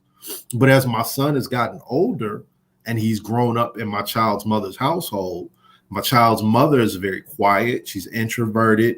And so is his stepfather. They both do IT. They both stereotypical introvert IT folks or whatever, you know? And he's kind of taken on more of her personality. So I do think you can influence the way your child behaves, because you're setting up boundaries, right? In her household, raising your voice to make a point may or may not be tolerated. In my household, open conversation is allowed and encouraged, especially at a loud volume. So that's just kind of the way my household works. But because he spends more time in her household than he does in mine, I can see how his personality has gravitated more towards hers. That being said, I think there are certain things that you are born with and certain things that you are, who you are, that I think my man, Mr. Wade, is trying to silently, not even silently, but kind of like telling us, but without not telling us. And I think when I watched that video, he's trying to be as honest as he can without putting himself in a situation where he's going to be ostracized. I mean, he already is, but unfortunately in our community, like if your sexuality is on a certain part of the spectrum, is going to influence how people see you, how people want to do business with you, how people want to spend time with you. And I think he's trying to embrace his truth without embracing his truth. You mean projecting on his son? I think that Absolutely. But I don't know. In 2022, why? There's no need to. He's not in the 80s or the 70s or the 90s anymore. He could, if that's what he wants to be free, Dwayne Wade. Don't just go and let yourself out the closet, man. Don't accept who you are and move on. So we got to be careful with that, because in the community they call that outing. But if he out himself is not. But he hasn't outed himself. But I'm telling him now. I know he's watching, because it's the greatest work in the world. Yeah, he's watching. So Dwayne Wade, just come on now. Be free, dog. Let yourself go. You know, go ahead, Abe. What you say? The problem isn't us. The problem, he ain't comfortable with it. That's the problem. He's in it, and it's a journey for a lot of people, right? So there are some people who will come, like his own son done hopped out that closet before he even got to high school, right? Some people will hop out that closet until they are 50, 60, 70 years old, To push back on your point would mean that he's too comfortable with it, because I mean, and I'm trying to be respectful here, because I would say his son, but we know it's his daughter now. So, yeah, I know, Hank. But look, it's the worlds we live in, and it's crazy because it's uncomfortable. Is it uncomfortable for him, or is it uncomfortable for us? And I relate to that, right? But I share spaces with people that are a part of the LGBTQIA plus community. They added more letters now, damn. And it's not I had a conversation just yesterday about the fact that not understanding something, or not agreeing with the lifestyle, or not living the lifestyle, or not fully understanding a lifestyle is not something that makes you phobic. And I feel like that gets thrown around a lot. When the real term, the real way we'd be being phobic is if we're being intolerant, or if there's a fear, right? So in a way, I could understand, after me being corrected, and I'm learning myself, if we're not addressing him as her as the sex or the gender. I'm still learning again. So the gender that she identifies as, it may come across as phobic. So just, putting that out there so that y'all could do with it what you may. Well, look here, I'm not phobic. I don't give a damn. The boys are boys, and that's what I know them as, and that's why I'm addressing them as. So if I knew the boy's name, I'd call him by his name. I wouldn't be calling him the boy. But nonetheless. Zaya. Oh, Zaya. I'm torn. Zaya, is that his name? Zaya? Zaya. Zaya's free. Zaya's happy. Dwayne Wade, man, who cares what you choose to do?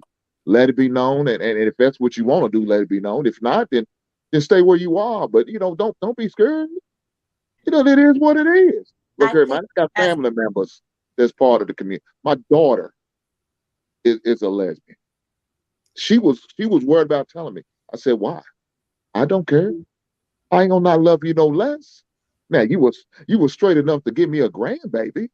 You found a liking to the deed for long enough to give me a grandbaby, then that's cool. I'm understand. But now you choose to go Straight cross over, then that's cool too. Hey, I love you. I'm not gonna love you no less. And it is what it is. My stepbrother is gay. We knew that ever since we was young. He used to put a towel around his head, act like he was Vanna White. We used to laugh. I said, Vanna White, why we playing Well Fortune? You always want to be Vanna White. What type of shit is this? But then somebody had to explain to him, that's what he is. So be it. It is what it is, man. So, can he influence it? Maybe. I'm sorry, what's up? Talking about a level of freedom that unfortunately a lot of people feel like they don't have. And I think what I'm leading to, I think there's a difference of having parental influence versus paradigms. I do believe our children were born with whatever personality God created them to have. They have that personality, but their paradigm, their upbringing, whatever their parents instilled in life experiences may change how they operate, but their personality is their personality. And for a good story. And so I found out I was engaged 6 years ago, and I found out he was on the down low. And yeah, Courtney face is hilarious. Girl, honey, you have been coming with it today. Okay, I'm very today. Conversations need to happen because when I found out, like, you're popcorn trigger. I found messages with not only women, I found messages with women, trans women, men, married men who have wives.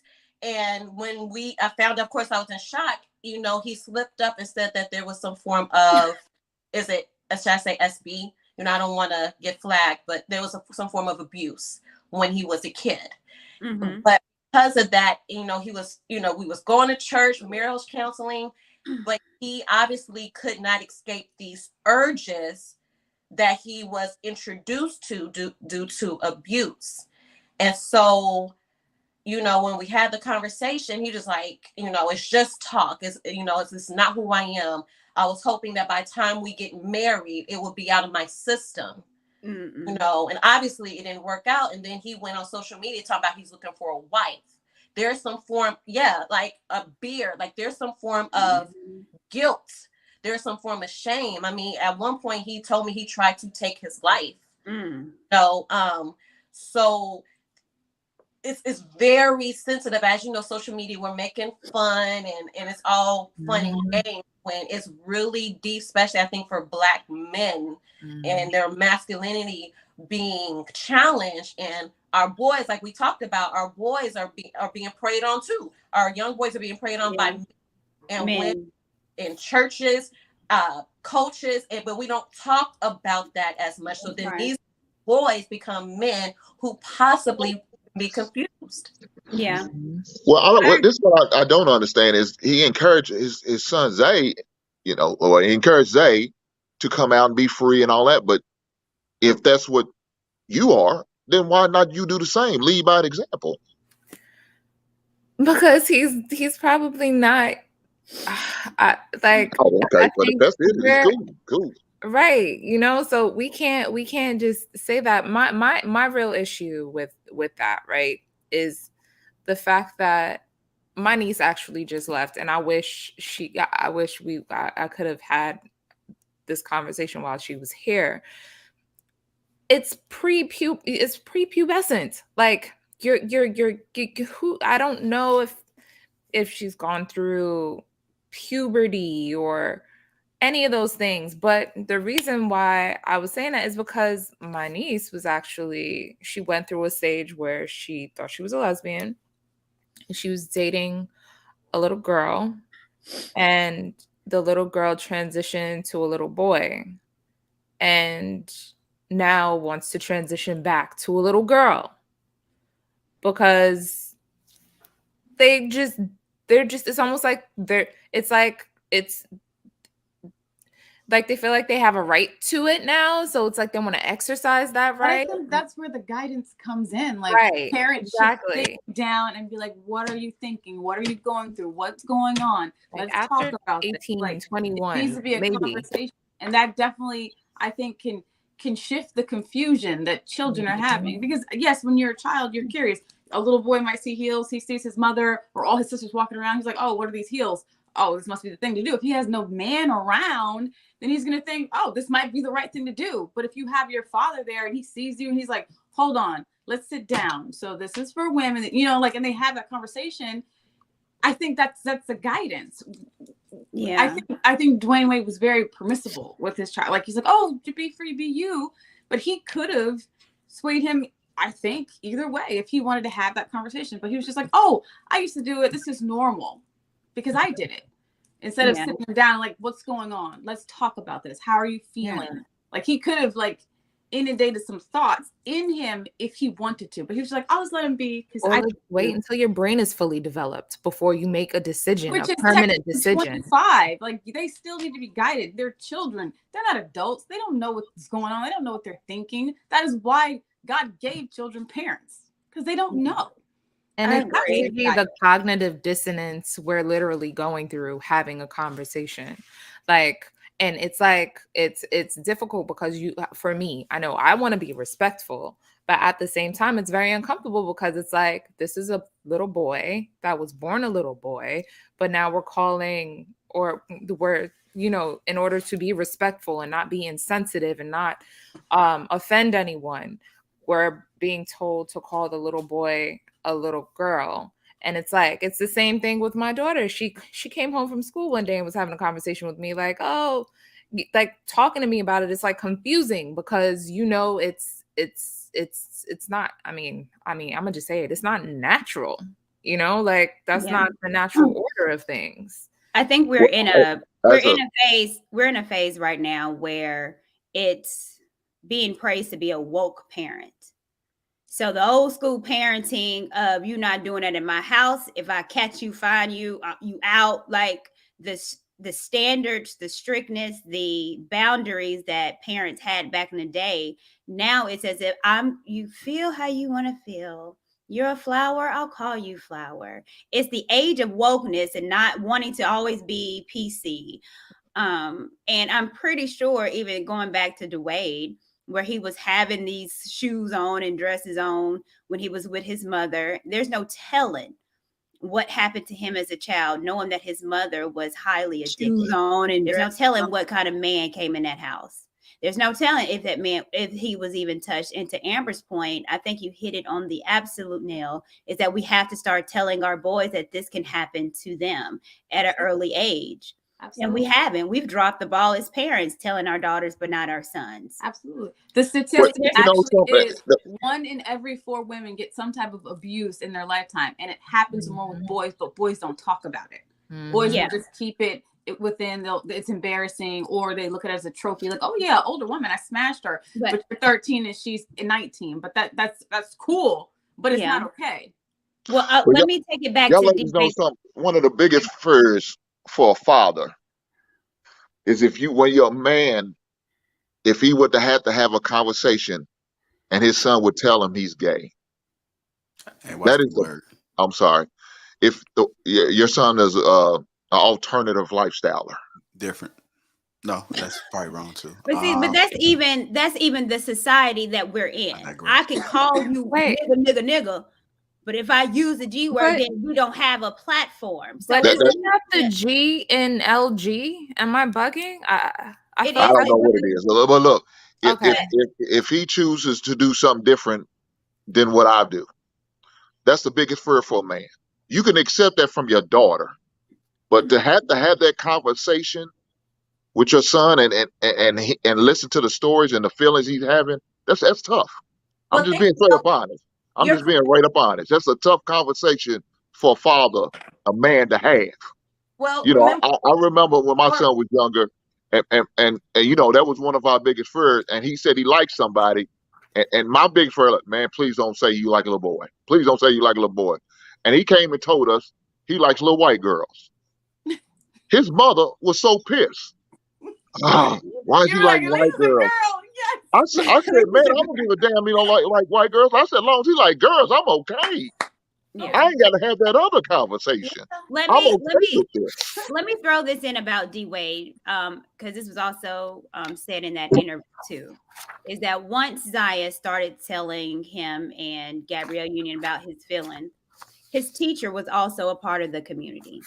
And so his teacher was telling D Wade, you need to be more comfortable. He is what he is. And so the indoctrination of that particular teacher not only indoctrinated in the son, but also was a heavy influence on two parents that probably didn't know or confused or probably a part of the lifestyle. We don't know. So it was also the teacher. It's the schools that also are indoctrinating it. So again, as parents, we have to have these conversations. I think we need to be damn all this wokeness. This ain't going on in my house. No, sorry. This is why. Look at those teachers. What kind of teachers? What are you teaching my child? Because my mom in high school, my freshman year, I was in a school gang banging. The girls was good and fast. And I had a little boyfriend. He was a senior, and my mom was like, "You a little too close. I don't like this." And she pulled me right out that school. I see you going through things, emotions, and all this. This ain't gonna happen in my house. You not going out. So she pulled me right out that school. That's what parents have to do. You not going there. You not doing this, and especially in my house. Absolutely. I don't care how you feel. You can feel like a unicorn. In my home, you are a boy, and you will wear boy clothes. I agree. And that's on period. I agree. Yeah, I do agree with definitely guiding kids and kind of and making sure that they stay in alignment with our teachings, especially while under our roof. But I think because it's so touchy, because it's like, do you want your kids to feel safe speaking to you about feelings that may not necessarily align with your teachings? You know what I'm saying? My father was very strict, but he was also open in conversation with us. Like, I felt like I could go to him. Like, we weren't allowed to have sex. It was right. There's no here's a condom just in case. Absolutely not. You don't have sex till you leave my house. And we didn't. Some of my sisters are still virgins. Sorry for outing you guys. But like, we weren't allowed. It just was not allowed. So, but if I heard conversations, I'd be like, what is that? I don't know. Dad, they talked about a tossed salad in school. What's a tossed salad? You know, I felt comfortable enough to come to him and ask him about terms or situations, because he always left the door open for conversation. He never made me feel bad about it. He just laid his strict guidelines out, and you just knew you're not allowed to step outside of this boundary in my home. You're just not allowed. I want to get Logic. Go ahead, Logic. This conversation is where my whole philosophy about barefoot and butt naked is so important, because at the end of the day, the structure that I want to create is that I don't want my woman to work. So now I know that she can put 100% of her time toward our kids. See, what we got to realize is that, yes, you can be the best parent, you can be the strongest parent, but just do the math. Your kids exposed to the world more than they're exposed to you. If you add up how much time they go to school and how much time they spend with you, you will be, the number is crazy. It's almost 50% more time they spend exposed to the world than they're exposed to you. So we ask ourselves, how do our kids get these things? How do our kids get these different beliefs or whatever? It's because they're exposed to it.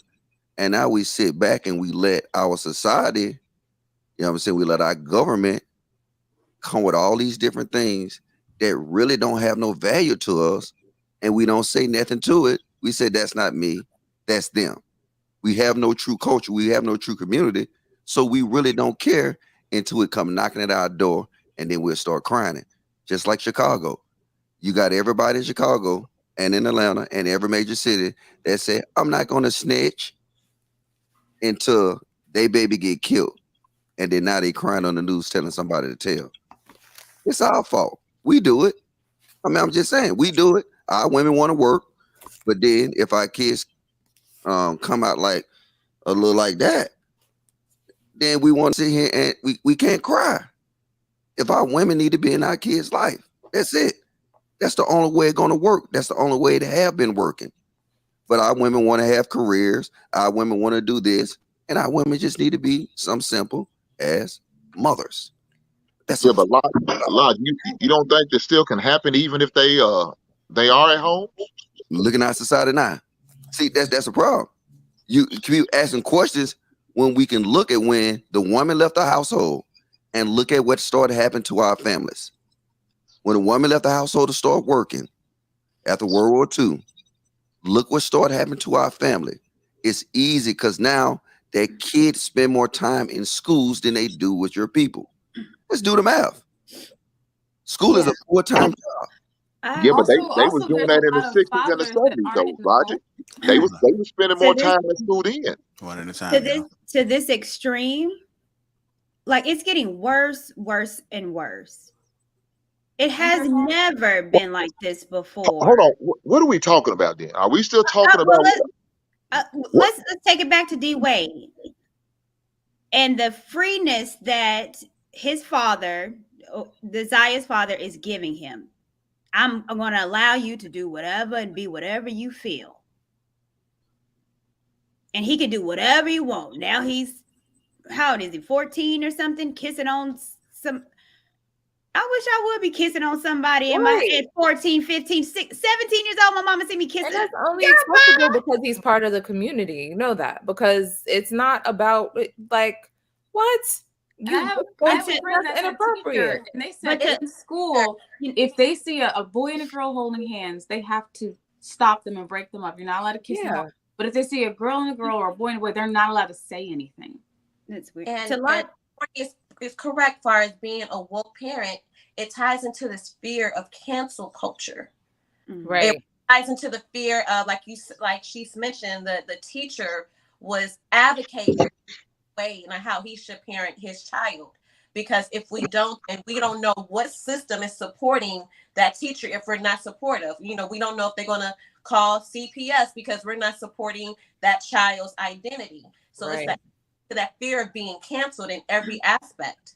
Yeah, I think to Logic's point, and with him expanding on the being butt naked and barefoot, all that, I completely understand, and especially when it comes to parenting. My job as a mother is to protect her innocence at all costs. Absolutely. Even though I know things are going to happen, and prepare for those things that might happen. But the ultimate goal is to eliminate as much as I can. Exactly. The goal is to make sure that she doesn't have to go through a whole lot of stuff because she's exposed to a lot of stuff. And even on the last show, when I said living beyond your means, I think that we need to think about that as well. Maybe I can't stay home and have homeschooling for my child. I might not be able to get that house because maybe I'm on one income. But how amazing would our children grow up to be if I had to be in an apartment because I can't afford that big house that I'm thinking my child would appreciate. But at the end of the day, that child don't care if it's at a big house, an apartment. That child wants you. Absolutely. So it's, again, trying to find a balance. But I agree with you. No, you know what? I do. Well, hold we're on. doing it now. Look, we're doing it now by how we're having our conversation. We're tiptoeing around the goddamn thing. Yeah. We're doing the same thing we complaining about. We have We're to, tiptoeing though. about. No, but What are we tiptoeing about? we choose to. Yeah, we choose to. No, this is a public platform. If you would have came, a public platform. we could have had these conversations. It's a choice. It's see, and that's what was said too, because it's like I even said it when I was having the conversation yesterday, because it's like yeah, it's like there's again the whole phobic term being thrown around, right? And God forbid somebody's offended and then they want to find one of our wherever we work and then go to the job and complain and say, this person was online spewing hate-filled rhetoric toward the community, then your livelihood is put at risk. You know what I mean? I experienced. I have a friend who was a trans woman. She wanted to attack somebody, and I said, "Well, why are we doing that?" And the whole community started going in on me. And I know it's a phrase. I'm considered a cis woman. I know it's a scientific term, but I said, please don't call me a cis woman. I am a woman. You want me to respect your pronouns? Don't call me cis woman. I'm a woman. And they went to my photography fan page and started leaving horrible reviews and called me homophobic. They called me that I was aggressive and angry towards trans women just because I checked them and said, don't call me a cis woman. I'm a woman.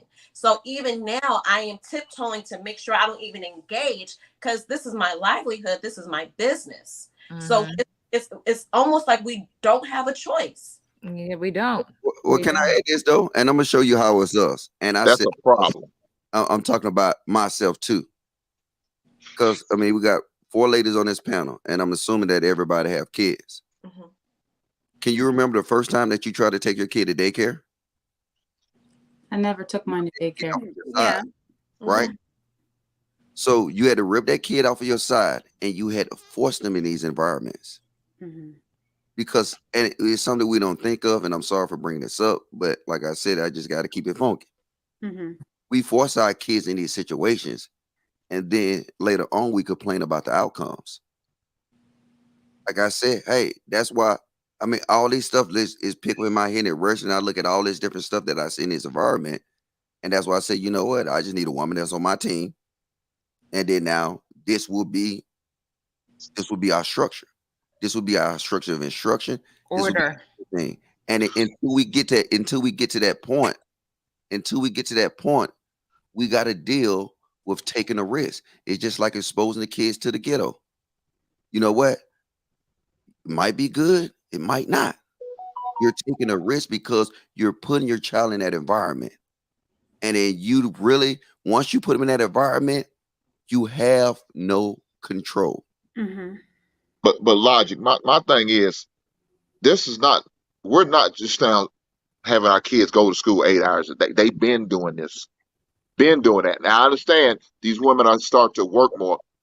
Is that your reasoning? Is that what you're saying? Not that the kids are going to school or are participating in activities. Are you saying just because these ladies are not in home like they used to is the reason why we in a situation now? Well, that's why I say research is the key, brother. If you go in the 60s, how many hours a day did school? They was going longer. No. Logic, they was. Okay. Well, I ain't finna argue about it because you know what I'm saying? Every time I drop some facts and then people research. No, man, hey, I'm all for it, brother. You know how we do. All right, well, we ain't gonna derail the conversation though, because JR told me I need to be respectful and nice. Yeah, because this ain't Thursday with your crazy ass. You ain't shit, Logic. You ain't shit. Look, you see him, JR, he trying to pick with me, right? Yeah. You see, it's like I'm trying to be nice, respectful. The ladies look beautiful. The men got beards on. It's like feminine and masculine contest going on, and you fight. See what I'm saying? You know I got you, baby. You know I got you, Logic. Yeah.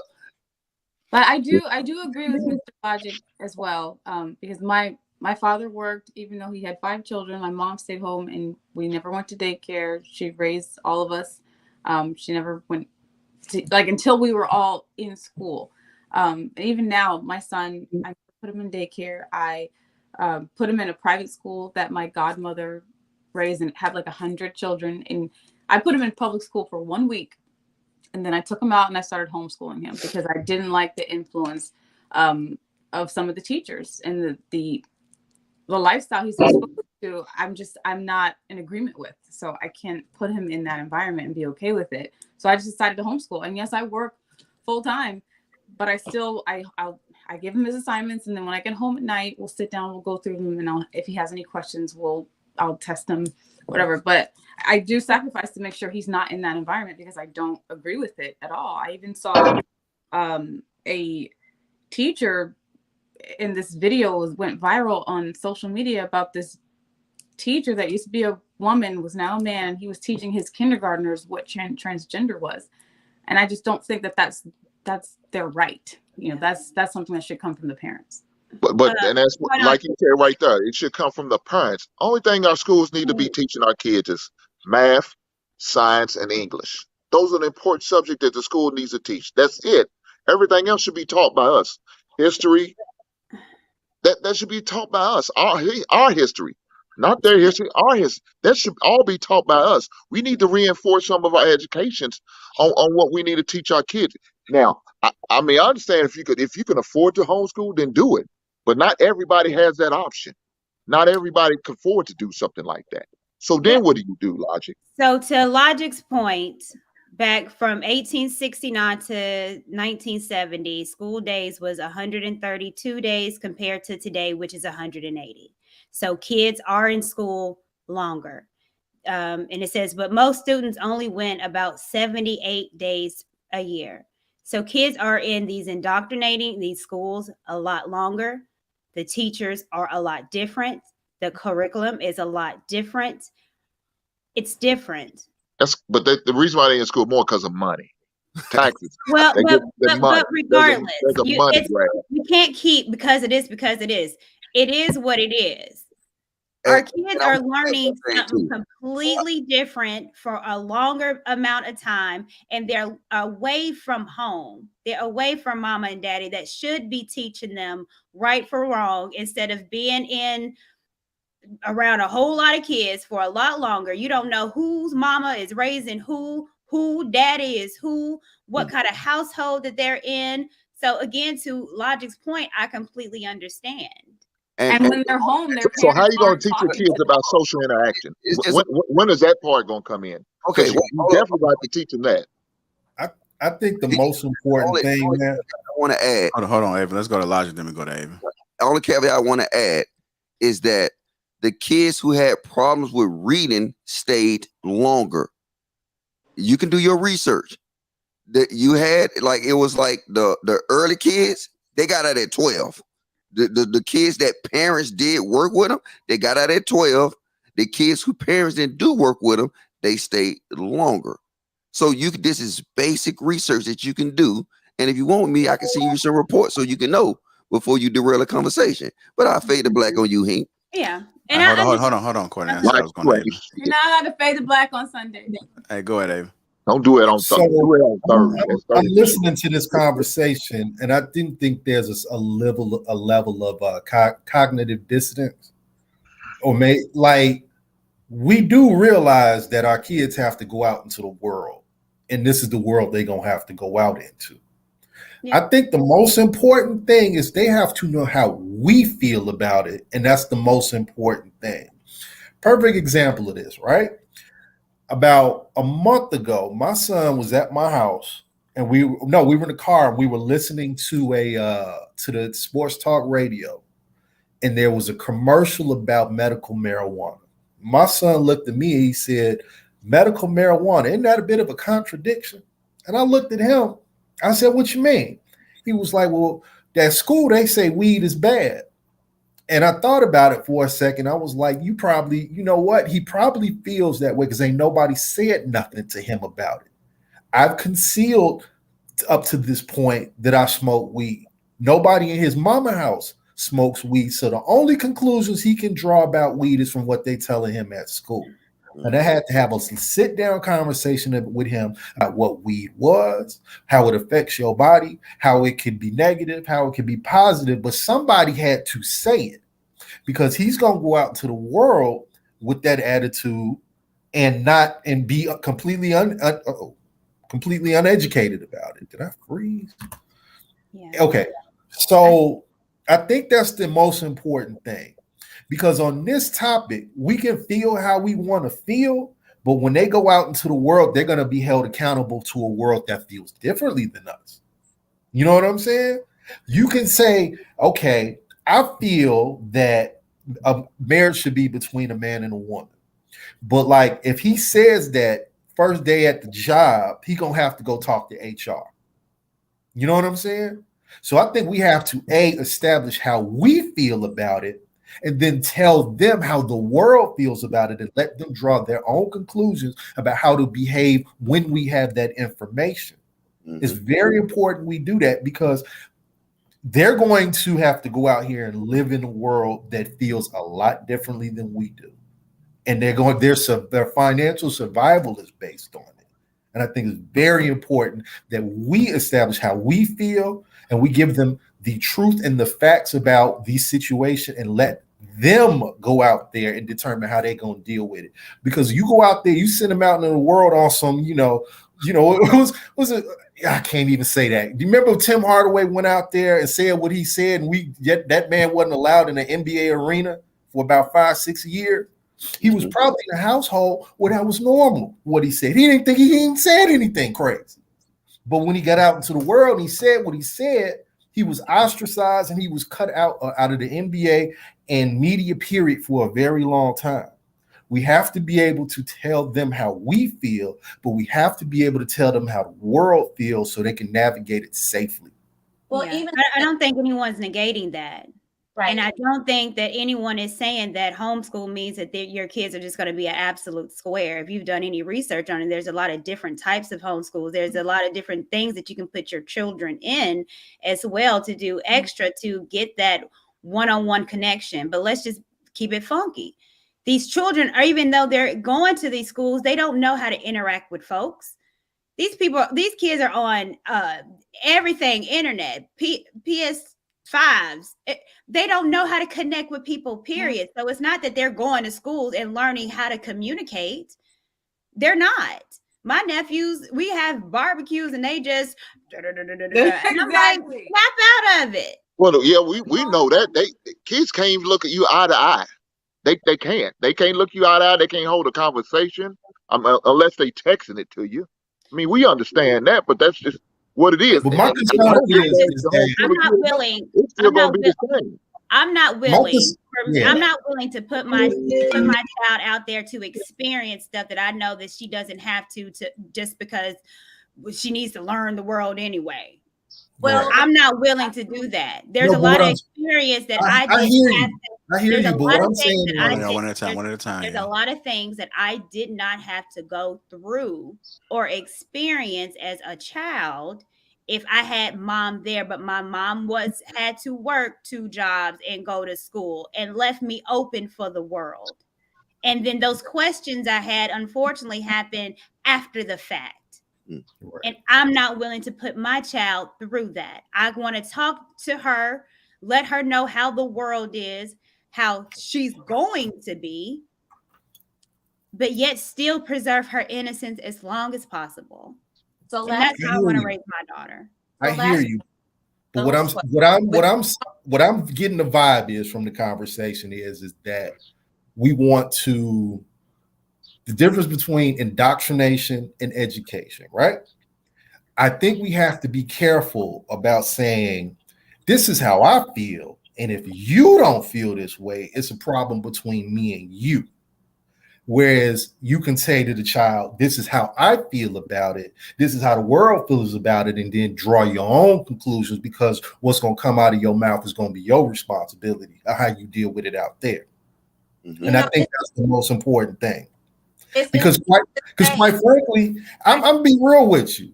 Everybody in here that's got kids, their kids probably don't give a damn about this topic. They really don't. They already live in a world where this is normalized.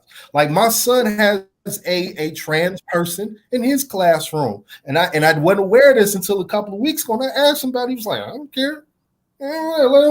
So I think we are overly concerned that somehow that there's like this magic stench from that community that will get on ours, and then they will wind up being that way. When quite frankly, these kids don't care. They do not care. That's the problem. That's the problem. It shouldn't be normalized. So your child should know this is happening, but this is not normal. It's not normal. A trans kid is not normal and never will be. Well, so what I'm getting at is, what I want to add, what specifically is, are we saying that just that whole community shouldn't exist and that's not normal? No one is saying that. Or are we saying it as far as the kid, them participating in it as kids? Because I guarantee you, here's the thing.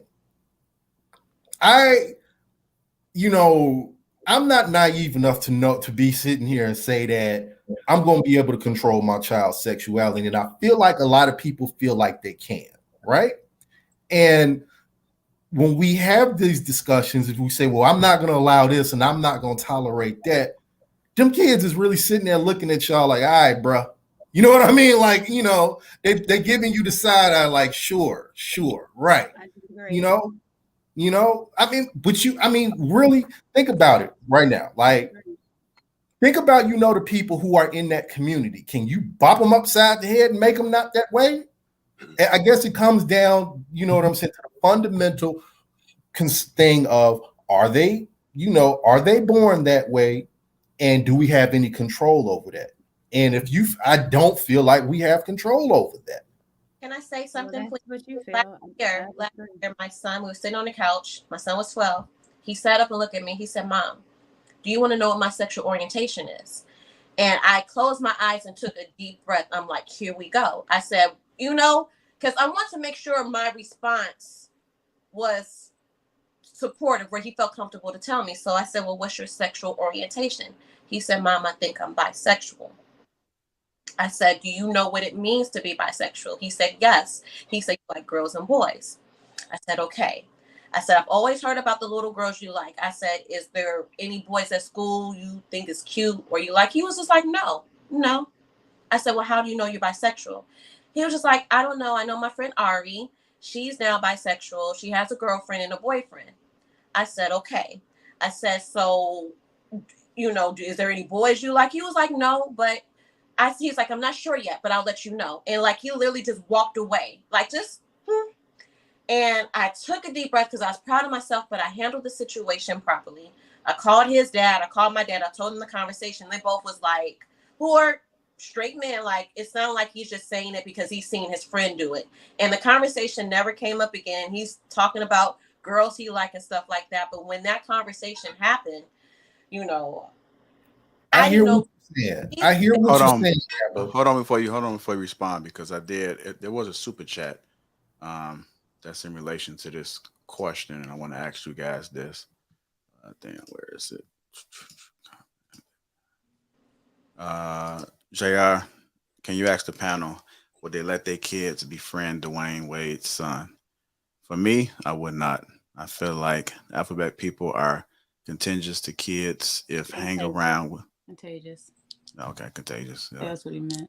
Yeah, contagious to kids if they hang around with them too much. No pun intended. So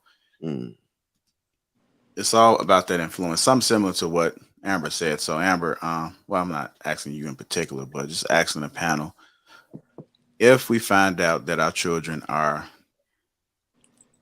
around such behavior and we do not particularly agree with it, should we say something to the kid, or should we just let them be? Can I answer that? I had that situation. I have a friend who is a trans woman, and she was obviously going through a lot. She came out, her family wasn't really accepting her. She needed a place to stay, and I care for her, but I told her no.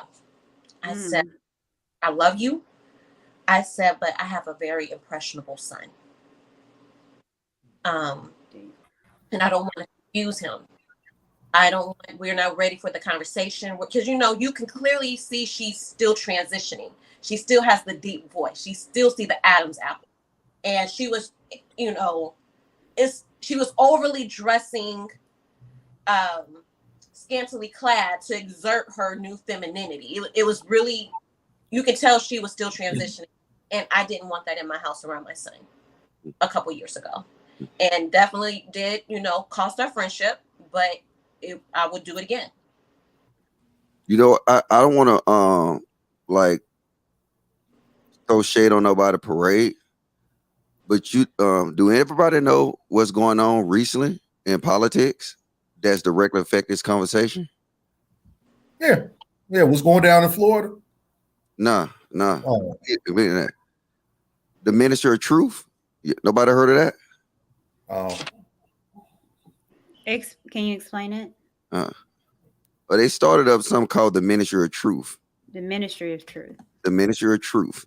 And the purpose of it is to stop misinformation. And a lot of people sit here and they playing with it, but based on this ministry of truth, shut up, Miss Amber, what you just did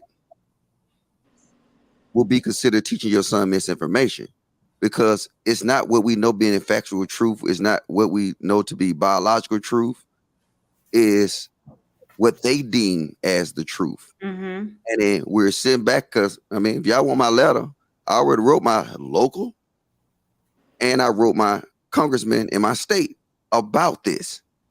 And I sent it to y'all. So y'all can just take my name off of it and put it on there, because this is one of the things that as Black people, we don't even know. And it always comes, and then once it affects us, it knocks at our door, then we got our eyes open, and then we want to cry. Like I said, we got to be in tune with all this stuff. Because now anything you say to your child, you say to your child, no, I don't want you to do that. Or no, this is not right. You're going against the truth of the state. It's not what you classified as being the truth. It's not what you classified as being right for your family. It's not classified as what you figure out what's beneficial for your son. Right now, you're going against the state. And if you look at that, I mean, look, I don't know. No, I'm looking at it, and Yeah, for I'm me, not a fan of over government. I'm not surprised of it, because especially on Facebook, where you would put something on there and then it would have the what they used to have, the fact checkers, and if you put anything against the C-19, well, no, that's not true, or they would block it. So this is just bringing it up a notch, where in essence they're rewriting history. Well, ain't gonna have to worry about it. Elon Musk gonna get us squared away with Twitter, so we're gonna be good. I was always told this. I was told this by a pastor years ago. He said, be prepared to lose your job. Be prepared to lose a lot of stuff because of your faith. Because you're stead right and righteous on man and woman. Be prepared to lose it all for your beliefs. And I was told that years ago. And this is just the trickle effect of what's happening. Is I know what's normal. I know that we need nuclear family, which is mom and dad, in order for us to continue living. And that easy thought process, the biological correctness of not being a cis woman, but I am a woman because I ovulate every month. Me even saying that will lose a job. And that's disgusting and it's sickening, but that's where we are. Gotta watch them pastors dipping and dive into that pool too now. Well, you know, people are people. I don't follow every pastor, but I know what I believe in. And right, I know I'm not going to be shaken, stirred, or nothing about that, because I know what is right. And we're just moving in that time of age. And again, with D. Wade and how he's parenting, that's going to be the correct way to parent, woke.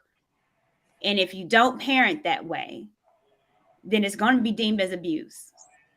And I'm pretty sure in next 10 years, if you teach your child what you know what's deemed to be right, that has been right for centuries, now all of a sudden it's not, they might take your child away. And I see that coming. Don't call CPS on me, because that ain't how I rolled in. And I'm just add one more thing in there, just to give people minds as well. This whole thing is going. This little disinformation board, Ministry of Truth, they fall under the Department of Homeland Security. Really? So if you understand the difference between like Homeland Security and these different agencies, you'll understand that the Homeland Security has a lot of power. And then think about it, Homeland Security, they defending the security of the homeland. So now they would classify you as a security threat. Because of what? You're going based off, you know what I'm saying, what you know to be true. And like I said, all these conversations is spearheading into that. And like, I just see a lot of times we're going to be on the short end of the stick. You know what I'm saying? We're going to be on the short end of the stick of a lot of this stuff, because we're not in tune. We're not doing the research. We're not, you know what I'm saying? That's why I said, look, And I can never have a chick in my house that think any way like that. You know what I'm saying? Somebody the other day said, Elijah, you single. This is why I'm gonna stay single. You know what I'm saying? Because I can't do this. The society is getting so crazy. And then, you know what I'm saying? It's like, and it's reaching our households. Then you got people telling you what your kids and cannot do. You know what I'm saying? You can't even instill no values and no morals in your own kids. Mm-hmm. So, like I said, people say, yeah, you can blame Dwayne Wade. That's the easy route to blame Dwayne Wade. But the reasonable route is to blame what we know to be our so-called society today. Is he a problem with it? Yes. But our society is where his kid got them ideas from. Mm-hmm. Our society pushed this. Our society give us all these. You have so many. Just look at the legislation. And I keep telling people, look at the legislation. And everybody said, Elijah try to preach. Elijah try to preach. No, look at the legislation, because the legislation will formulate how our society will be in the future. And we just sit back and we don't care. You know what I'm saying? We'll rather go play spades, you know what I'm saying, take shots of tequila. I like that too. But I like to read that, you know what I'm saying, that whitehouse.com.org. Elijah, you ain't shit, man. Damn. Shots. I'm sorry, man. I'm in my feelings, man. Look, not in my feelings, people. I'm in my feelings now. That's my dog right there. That's my dog. There's nothing I wholeheartedly back you, Elijah. And again, even this goes to when we're talking about Ketanji Brown. And now our Supreme Court don't know what a woman is. So I just see it. I know what a woman is. It's playing itself. But again, for me, I know what's going to happen because it's said it in a good word. So you have to prepare, and it's going to get worse. Yeah. And again, that's why I think it's so important, like Mr. Logic said, is now that we're seeing this happen in real time, how do we protect our children? And my protection is not me throwing her out there for the wolves and then her coming back asking stuff. It could be too late. And she can experience something that I didn't want her to know about until I got her ready. Like she's already asking me, what does it mean to be gay? She's 6. And she doesn't understand. And she said, Mama, I thought it was a man and a woman getting married. But on this cartoon, it's a woman and a woman. Why? And so I'm having I had this conversation with her when she was like 4 or 5. And never my wildest dreams that I think I'd have to talk about sexuality to a 4-year-old. Well, haven't you seen, Courtney, even on like Nick Jr., they celebrate, they have the flags on Nick Jr. And, for me, it was just like, okay, then where's the green, black, and red flag? Where's the same energy? It's across the board, for our children. If we're gonna teach all history across the board, where is that? I don't see that. But one day I saw the flag on Nick Jr. and I was surprised. Shit, I give you one of the Crown family. I will say it's about inclusivity. Came back out on Netflix, and they have alternative lifestyle on there. Hold on, real quick, y'all. Hold on. Respond to that comment because I want to. Hold on. Before we do that, let's see it. Go ahead, Lady T. Like we have Jewel here. I'll let you introduce her. Yeah. So Jewel is here. She is she could speak for herself, but I was just saying, like, as far as like the agenda goes, like the agenda is it was supposed to be about inclusivity, right? But to the point, a friend of mine was speaking in the same conversation party, and some people feel, and just based on what I'm hearing here, it sounds like it's kind of ringing true that like sometimes it might come across as a bit invasive, or as though it's a bit much, because it's like okay, we get it, you want to feel included, but to Amber's point, we've been as a community of people seeking to have equality and inclusivity for our people for a while, you know what I mean? But this community of people, I guess what we as a people could learn from them is how to come together for a cause, to be heard if anything at all, I feel like that's something we could totally take away from them. But Jewel, you could go ahead and speak to who you Yes, so are. I am going to have you re-ask the question only because I was having audio issues. Hi, everyone. I'm Jewel. How you doing? Welcome to the show, Hello. Jewel. Thank you. I actually have been watching Lapeef for like over a year and a half, so this is super exciting. Hey. I'm actually at the African American Museum in DC, and so forgive me if it's a little loud. I'll try to just say my piece and then kind of let you guys be to it. But what was the question? I'm so sorry. So I think we were just speaking to the whole Dwayne Wade wearing his sister's heels and clothing as a kid, and we kind of just got into how much like influence we have over our kids. Well, if y'all don't mind, I actually have a specific question too, piece of the panel. Is this not what Cal. through the feminist movement? That's what I was witnessing. Okay. Hold on real quick. That's that lady T, because she brought Jewel up, so I just want to make sure she get through that. All right. Yeah. I was just, I brought her up because I feel like she's intellectually savvy enough to speak to certain things that we may not fully understand in a way that's palatable for folks to understand.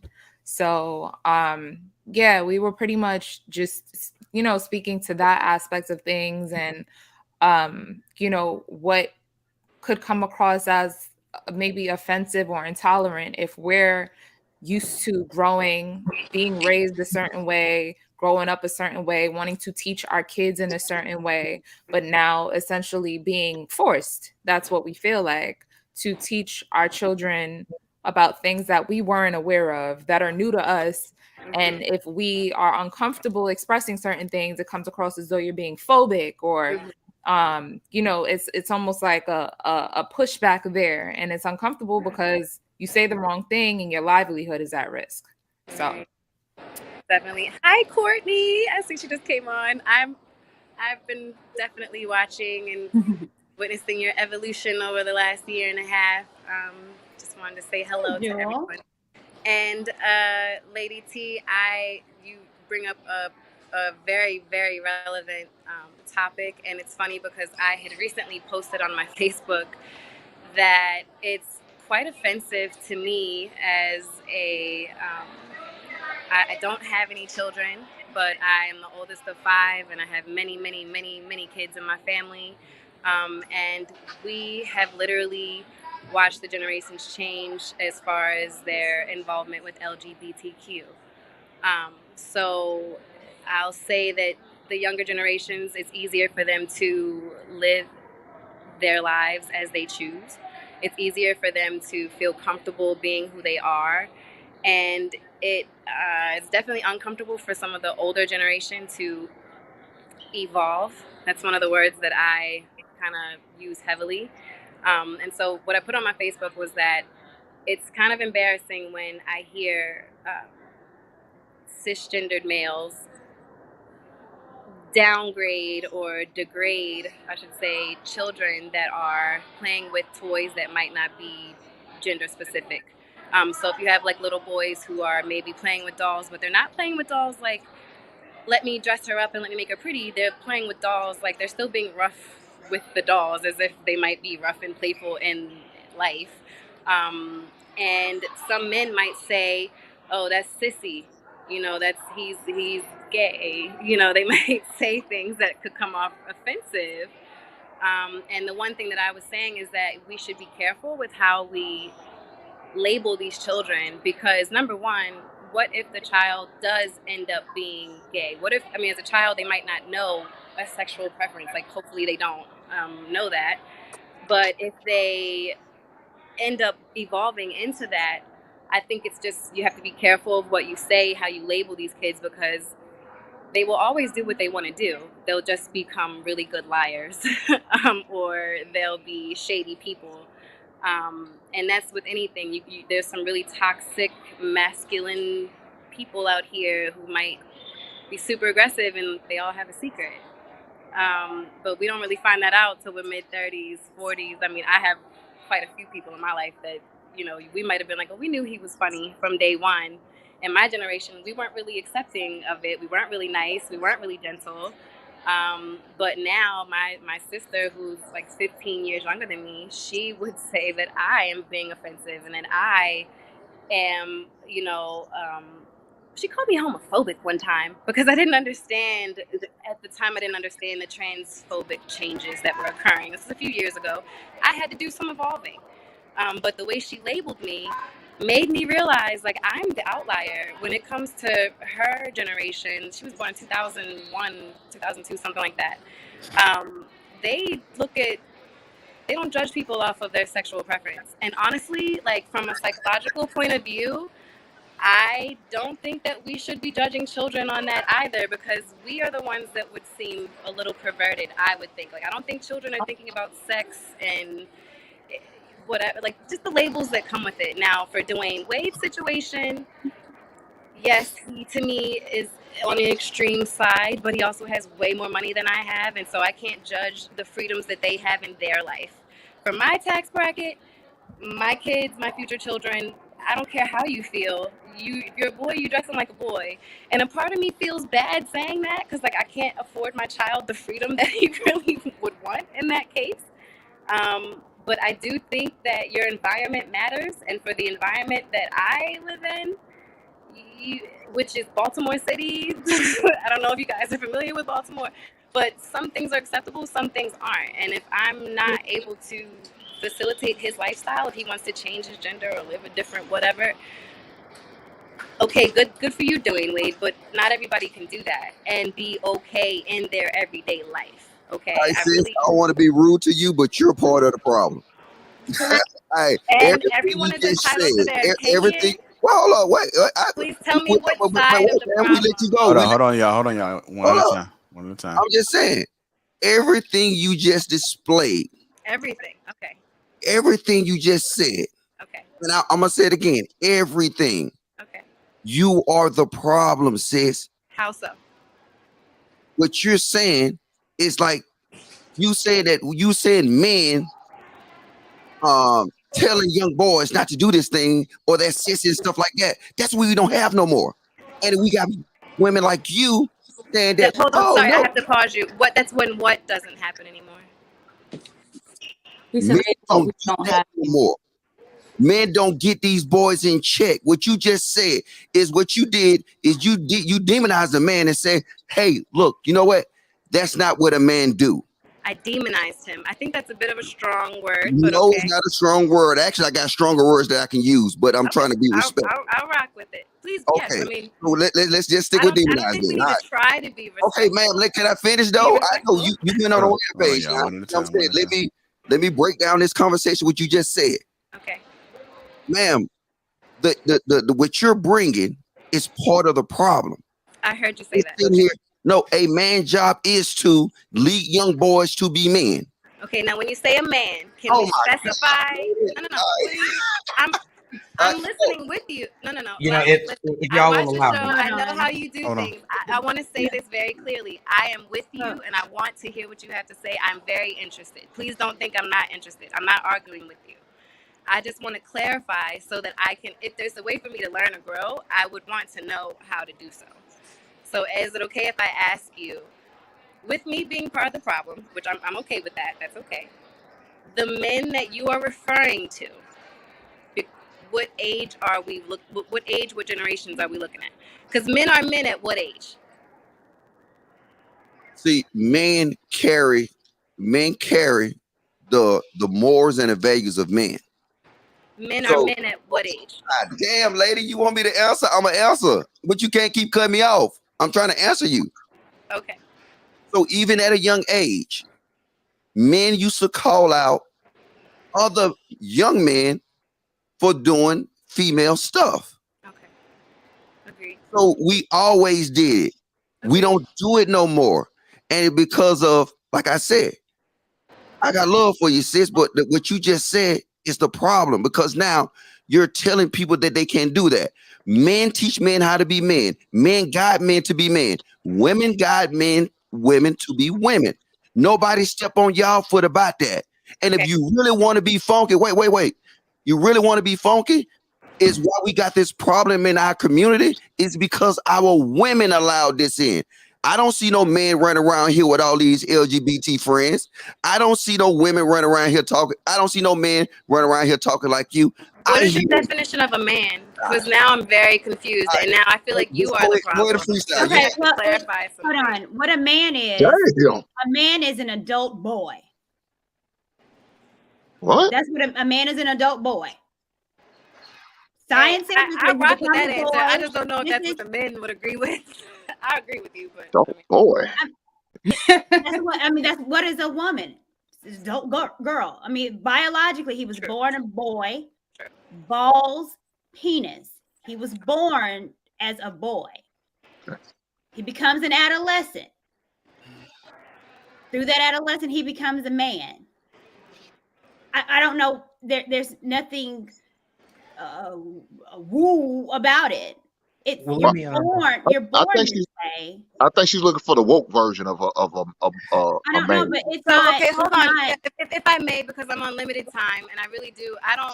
One thing I will be very honest about is I love watching you guys, but you guys do tend to do a lot of kind of back and forth, and you don't actually understand each other. And I want to understand. So my question is, what is a man? And that question is based on logic stating that a man would do this and a man would do that. I know men that are LGBTQ that you wouldn't know it if you look at them and they have money, they have the job, all that kind of stuff. Does that mean that they're not men because they would say that a child should live honestly, which is basically what I stated? So I'm just asking, what is a man in this case? Okay, I'm done. If you want to go down that road, right? I just want to have a conversation. Okay, yeah, we go down that.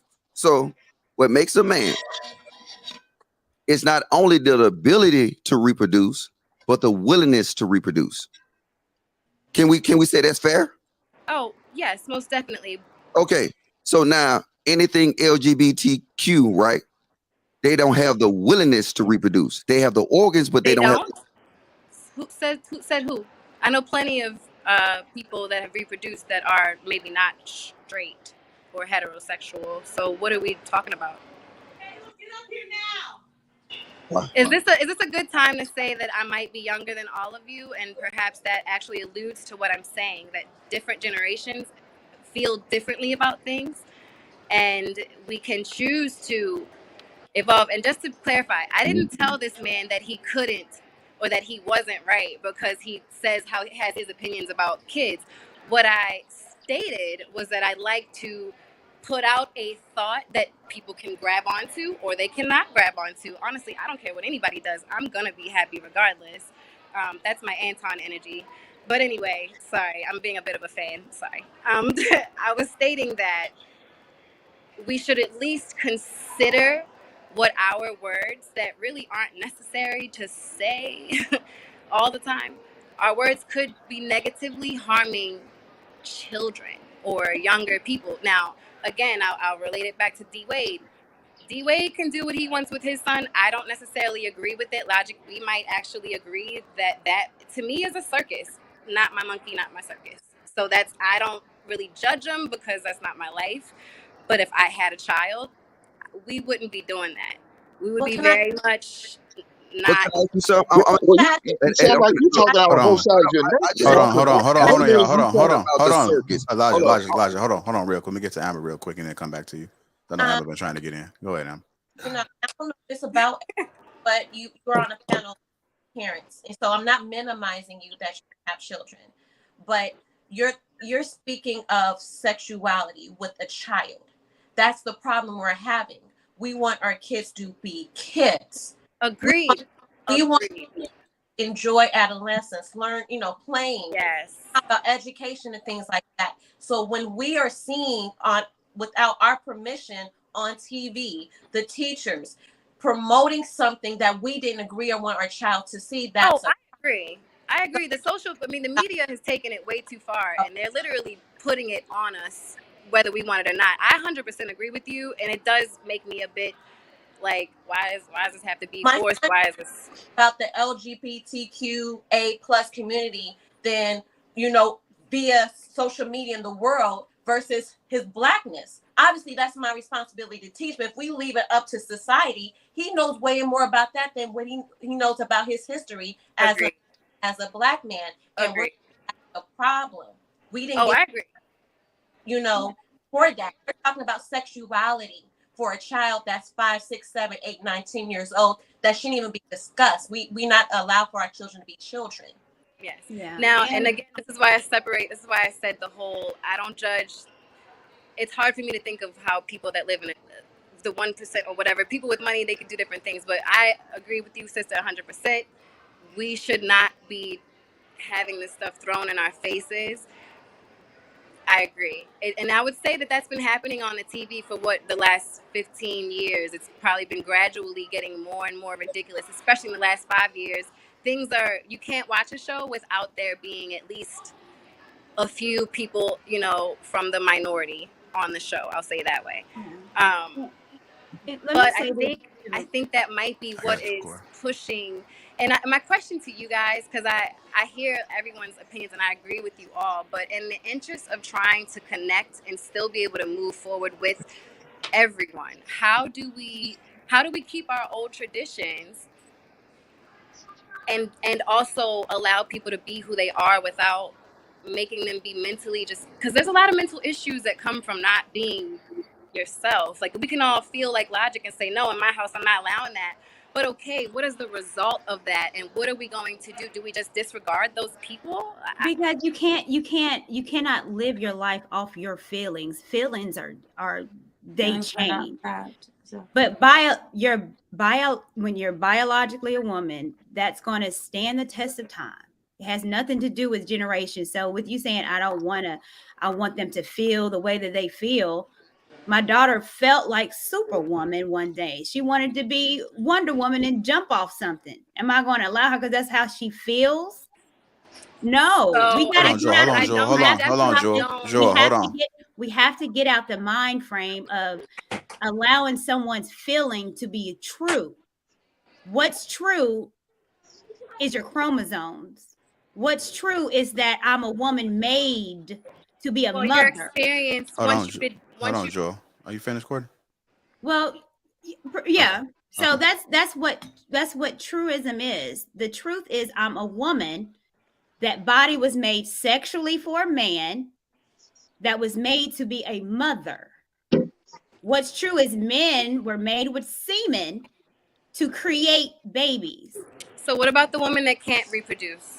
That's a very that train is always on time. Hold on. And I hate that argument because what if the woman you cannot do feel straight? Okay, like, you can't really you talking can't, about? Hold on, y'all. Hold on. You can't do an argument with a 0.01%. That's not an argument. You can't use that small percentage off a whole. What about the person that was born with one leg? Does that mean that 2 legs ain't normal? No, you born with 2 legs. He can't go to the bed. He can't walk to the bed. He got 1 leg. So now we're supposed to change up our pants and Levi. I'm so confused about the population that we're speaking of. Like, I'm not really sure what population we're talking about here, because you guys sound very much one-sided, monotone, and that's not. We sound like this is truth. I would ask you something, ma'am. This is not about tradition. This is about what's natural, right? What's natural? Okay. Yes. No, not natural for me, ma'am. This is what's natural for the majority. No, it's not. See, that's the thing. You can't see. The problem is you're actually trying to debate a fact. I'm not trying to debate a fact. I'm just trying not to alienate, literally. No, I'm not alienating nobody. This is what I was talking about, man. We talking all the way around this bullshit, man. No, but I'm just saying we have to deal. We have to deal with facts, ma'am. And then, yes, at the end of the day, you can do whatever you want to do. We good with it. But if we're having a conversation, let's deal with facts. I have sperm, right? That's natural, right? Yes. No matter what happens, you know what I'm saying? My sex organ is going to work. It serves a purpose, correct? Yes, sir. Yours also work. Yours serves a purpose. Your breast serves a purpose. Your vagina serves a purpose. My penis serves a purpose. Your stomach serves a purpose. That mine don't. Them things, it's natural, right? You can never debate that, correct? Okay, so we understand that we can't debate these facts. Then how are you going to come to any kind of conclusion to derail that single point? Because aside from the biological factors that make us the gender that we are classified in, there are literal personality traits, characteristics. A person is more than their, their gender, or maybe not. Because I want to speak in fact. So I mean that could be my old fact. I could be on new facts now. Maybe I don't know. Do you think we had this discussion last night, right? Do you believe in God? Say that one more time. I'm sorry. Do you believe in God? Oh, most definitely. Everything about God. Okay. Yes. So in God is Genesis everything. 1, wait, let me do this. In Genesis 1:28, right? That's the first time God gave an order to man. What was it? I am not able to requote exactly Okay, I'll what tell you. Fruitful and multiply. It's be fruitful and multiply. Excellent. Okay. So he created man and woman, and his first order to man and woman was to be fruitful and multiply, right? Understanding that concept, that's the reason you have your sex organs and I have my sex organ. Let's be honest. That's the purpose of our sex organs. Agreed. And then now, and you brought up this earlier, you said the circus, right? Anything other than that will be considered a circus. It will be considered something that's not normal. And I respect it will be that. considered something that we laugh at, a freak show, right? Because you're doing something like if I can take my hand and I can put it all back there and I can pull my eye out, right? That's not normal, right? It's not natural. Correct? And then you'll put me in a circus, right? Okay. That's all I'm saying, man. Stick to the basic facts, stick to what's natural, and then you can actually have a decent dialogue. If you start getting into feelings and how I feel this way and I do this, we can never have a conversation about feelings. Because So wait, I want to make sure I understand how that you you're feel. saying that. So basically, I shouldn't have put my post up saying that we should consider the feelings of these kids. Is that basically what? I want to make sure I'm You should understanding. take that post down and trash it. I think so many people are worried. I think so many people are worried now about like the feelings. Hold on. Amber and Kelly, y'all talking to each other. I said, back Courtney said, feelings are absolutely fleeting, especially when we're talking about children. You know, my 13-year-old son, one minute he has locks, next minute he may change his mind. So we're talking about a huge decision about possibly changing your sex and how you operate in this world. When you just like eggs, now you know you love them and want me to cook them every day. You know, we're not allowing children to be children, and as parents have to have the provision in guiding certain decisions, especially specifically as permanent as their sex change or a transition to another sex. And I think people today are so worried about a child's feelings, which are fleeting. Feelings aren't fact. That they're so worried about being their child's friend that they're not being the parent anymore. And that's a huge problem to me. Like my son, when he was younger, I don't want to say like 4 or 5, he was watching My Little Pony. That's a girl show. No, you can't watch My Little Pony. I'm sorry. Pick a boy show. And I guess in today's society, I would be a bad mom for that, or I guess not woke. But no, you're not watching My Little Pony. You're not playing with dolls. Sorry. And we can have the conversation about why later, but I just turned it off. You can't watch it. Sorry. And that's my choice as a parent to make. And I don't feel like a teacher or society should change his mind about it if that's what I want to teach him in my home. Once you're an adult, you want to make decisions, adult decisions, you can do that, but not in my house. Sorry. Absolutely not. And that was my question, actually. It was to kind of go off of what Logic said and Kelly, exactly what you just said in regards to if you said that you'd be considered a bad mom. And overall, a lot of this seems like in regards to what Dwayne Wade was saying, who was he speaking to, when he's saying that out loud in terms of, well, when I was a kid, this is what I used to do. Because it seems like all of this conversation seems to be like a result of there just being a lack of male influence in society. There's been this huge push to silence the male voice, even in children. So now when you see kids, a lot of the individuals who say, well, you know, you got to let him live according to his feelings and all these things, a lot of times it seems like it's usually women who say these things. You go into a school's teachers, principals, assistant principals, 90% of those people are women. So not to say that is this the result of a feminist movement, but you know, even when you look at the transgender community, the emphasis is put on men who are transitioning to women. You rarely hear public figures of women transitioning to men and those people being looked at as people whose voices are valuable. A lot of times, even in Hollywood, all of the transgendered stars are all men who transition to women. So it seems to me, and I guess this is my question, isn't this a lot of this a result of the feminist movement, a result of the man being devalued in the home, being devalued in society, you know, this word of toxic masculinity becoming a thing? All of these things has now come together to where Dwayne Wade feels like he needs to come out and say, well, you know, when I was a kid, I put on heels and, you know, my sister used to dress me up. I think on the Pivot podcast, Channing, I want to say his name is Channing Crowder, said that his sisters used to dress him up. And so when you hear that, I always wonder, who is that message for? When they say, well, you're not, that used to be me too. You say that for what reason? And it seems to me like they're trying to appease not just a certain kind of community, but it seems like the feminist part or the female nature within that community. And so I just ask, isn't this the result? I almost want to say, isn't this what the feminist movement wanted? You wanted more womanhood. I think someone, I want to say Courtney might have mentioned that the Supreme Court can't even really define what a woman is, but it's not necessarily we're defining what a woman is, it's womanhood. What is womanhood? And so can a man engage in womanhood? And so I think that that is kind of what the feminist movement wanted. They wanted to make that a vague conversation, muddy those waters. And now when we look at our children, now it's, well, we should let them live according to their feelings instead of according to what facts are. So that's all I really wanted to get to. Well, you know the bad thing about it, man. Heterosexual men don't stand a goddamn chance. You caught on to something, connecting the dots to feminism, Kyle, because feminism was founded on the base of white women, white men. Yes. The LGBTQ plus is to help white men who are of the alternate lifestyle to be free.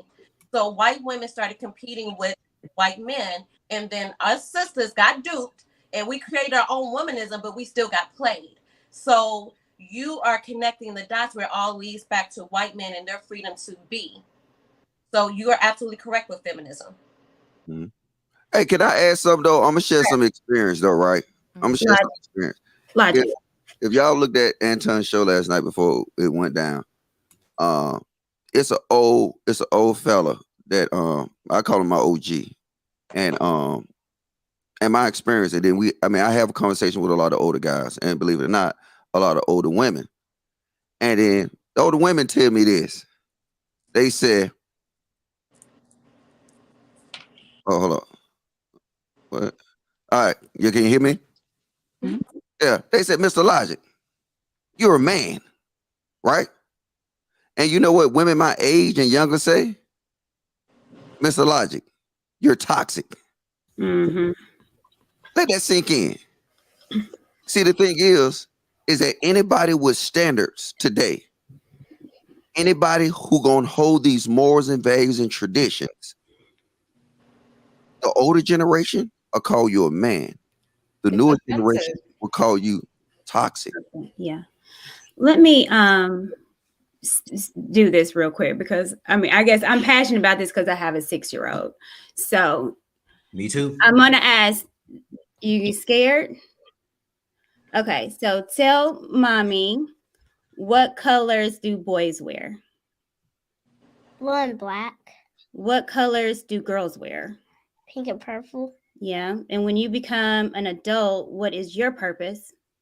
Have kids and get married. Yeah, and what type of man you gonna marry? A nice one. A nice one? That's right. So your goal is to what? To be a mother and a wife. Yeah. That's right. All right, go on now. Now, you know what's crazy, Courtney? There's parents out there who are cringing right now. They're cringing at what you said. Oh my goodness. This little girl said she wants to be a mother and wife one day. And their whole it ain't about her career. Her main goal and purpose is to be married and a mama. And whatever job she has is going to be able, if she does work and her husband needs her to work, is to help that household. I pray that she doesn't have to and can be an at-home mom. But no, we at 6, we already know. So anything that tries to come for that, and that's this agenda that will have it where she can't be a mom, we checking that at the door. You're a woman. We have our periods for a reason. I had told her that. Why mommy have PMS? So this is what you're created to be. And at 6, she knows. And I'm going to keep reiterating that to my daughter. And she knows because you have the conversation with her. I have the conversation. People, they go to school and they come home and their parents don't even talk to them. They ain't gonna get my child. I tell you that. But that's our job. I mean, that's our job to educate our kids, regardless. I don't care what the school system tells them. Parents like living their best life, YOLO in it, and No, the devices are raising them. That's because we got a lot of punk ass parents out here. I'll say it all the goddamn time, man. It's some punk ass parents. Stop walking around bullshit. Look here, when my daughter decided to come out and say what she said, I had to explain to her brother what decision she made. And we still have to love her regardless of her decision. Now, she's a grown-ass woman when she made that decision. It's nothing I could do. But she was grown. She wasn't doing it in my house. She wasn't doing it while she was living with me, while she was, under 18. She came out. Now, maybe she was, just didn't tell me. I don't know. But I wasn't letting her get away with it. But when she decided to tell me at the age of 21, it is what it is. That's a decision. But like you said, I had a standard. There's a reason why she was scared to tell me, because she didn't know how I was going to respond. Mm-hmm. She knows I don't agree with that, but I still love her nonetheless. Just because I don't agree with it don't mean I don't love her. Can I also add, Courtney, I think that what you did is very poignant, because absolutely there's women who have like the opposite values of you, who then teach children, you don't need no man. You go and get your money. You go and get your career. And, man be damned. By the time you're older, they're going to find a way to have children where you won't even need a man. But you know what's crazy, Kyle? My daughter's father taught her that. I didn't teach her that. My daughter's father taught her that. And it goes deeper. Like, I'm blessed to, have a successful business. So even though I'm a single mother, it's because me and his dad are not together. His dad is involved. I am blessed that every morning I wake up, make his breakfast, or I'll make his lunch. I take him to school. I pick him up. I can take him to all his events because I have the freedom. I'm thinking I am a hands-on mother. My son told me when he gets married, he doesn't want his wife to work. And that was eye-catching for me, because even though I'm thinking I am present, I'm not home enough. Or when I am home, I'm in my office, because even though I don't work a 9 to 5, I am in my office because I run my business. If I don't work, I don't eat. So even though I'm home, I'm not present. So I really appreciate what Courtney is doing, because I'm seeing the side effects of having my own business, but I'm not present enough for my son, where my son's saying, I want my wife to be a home wife. Mm-hmm. And I'm gonna say why these conversations is important. Because just be honest, Courtney can do the best job that she can possibly can, and she can raise a great woman. But Courtney's daughter's gonna have to marry somebody else's son. Mm-hmm. And that's why shit started going downhill. That's the influence. Courtney's daughter could be in love with somebody, and everything that Courtney didn't instill in her daughter, we hope it stays there. But attraction and love is powerful. You know what I'm saying? We didn't see people do flip-flops, you know what I'm saying, for attraction and love. And that's the thing of why we need to start speaking out. So now we can have that mate for Courtney's daughter. We can have that mate for Amber's daughter. You know what I'm saying? And and then the thing is I don't know about men, but it's certain things that I don't even do or attempt to do with my daughter. But it's certain things that I demand to do with my son. That's his mom. Don't play with me no more. We ain't playing that game. You no, you don't do that. Because if you having these conversations with him, and then you're having a bias because you're a woman. Lay back, chill. Because I don't put myself out there for my daughter. I never do it. I tell my daughter about how low down dudes is, and I tell them everything that I done did. I won't tell I did. I'm just saying from my experiences. But at the end of the day, I will never try to guide my daughter like that. But my job is to guide my son. And I think that's where we have these problems, because we have women try to guide young men. And then it's virtually impossible. And then you can't tell them nothing. Like the young lady who's just up here. Can you imagine if she had a son? And there's no disrespect to her. I'm just going off what she said. Can you imagine the type of son she'll raise? And I hope the man is strong, because a lot of these men ain't strong because they scared if they be that man, they consider it toxic. So now they got to conform to the system and be a sucker.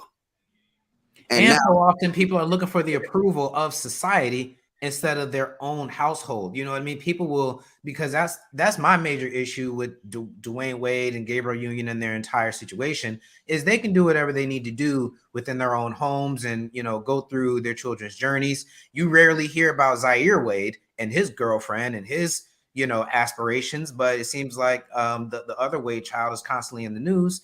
And it seems like a lot of it is to get the approval of Hollywood or society or social media. And so that is kind of an issue with me too, because I always wonder, especially from the ladies' perspective, you have Gabriel Union on one side, and then you have Dwayne Wade's former baby mother, you know, their mom, his kid's mother, on the other side. And once upon a time, Dwayne Wade's former wife said that she was always worried about her kids being around Gabriel Union in some form or fashion. And I always wonder what satisfaction or what is the goal from Gabriel Union in terms of her being the woman in the situation. What is she gaining out of this? You know, it seems like somebody's got to be guiding.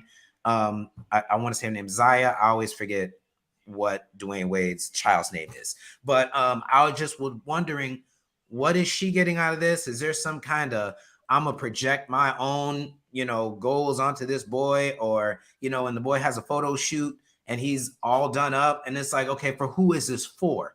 And so, you know, I always wonder from a lady's point of view, it seems like this is something that the majority of women have always wanted. They want womanhood to be respected almost higher than manhood. So what you ladies are on here speaking a different kind of a message. So I'm wondering where the disconnect is between, you know, Courtney and Gabriel Union. Hey, do Gabriel Union got kids herself? She can't have them. She does not. And that's a problem. She ain't got no skin in the game. So now what she doing is she don't have skin in the game. She only have her influence. And that's what you're seeing. That his ex-wife was probably right.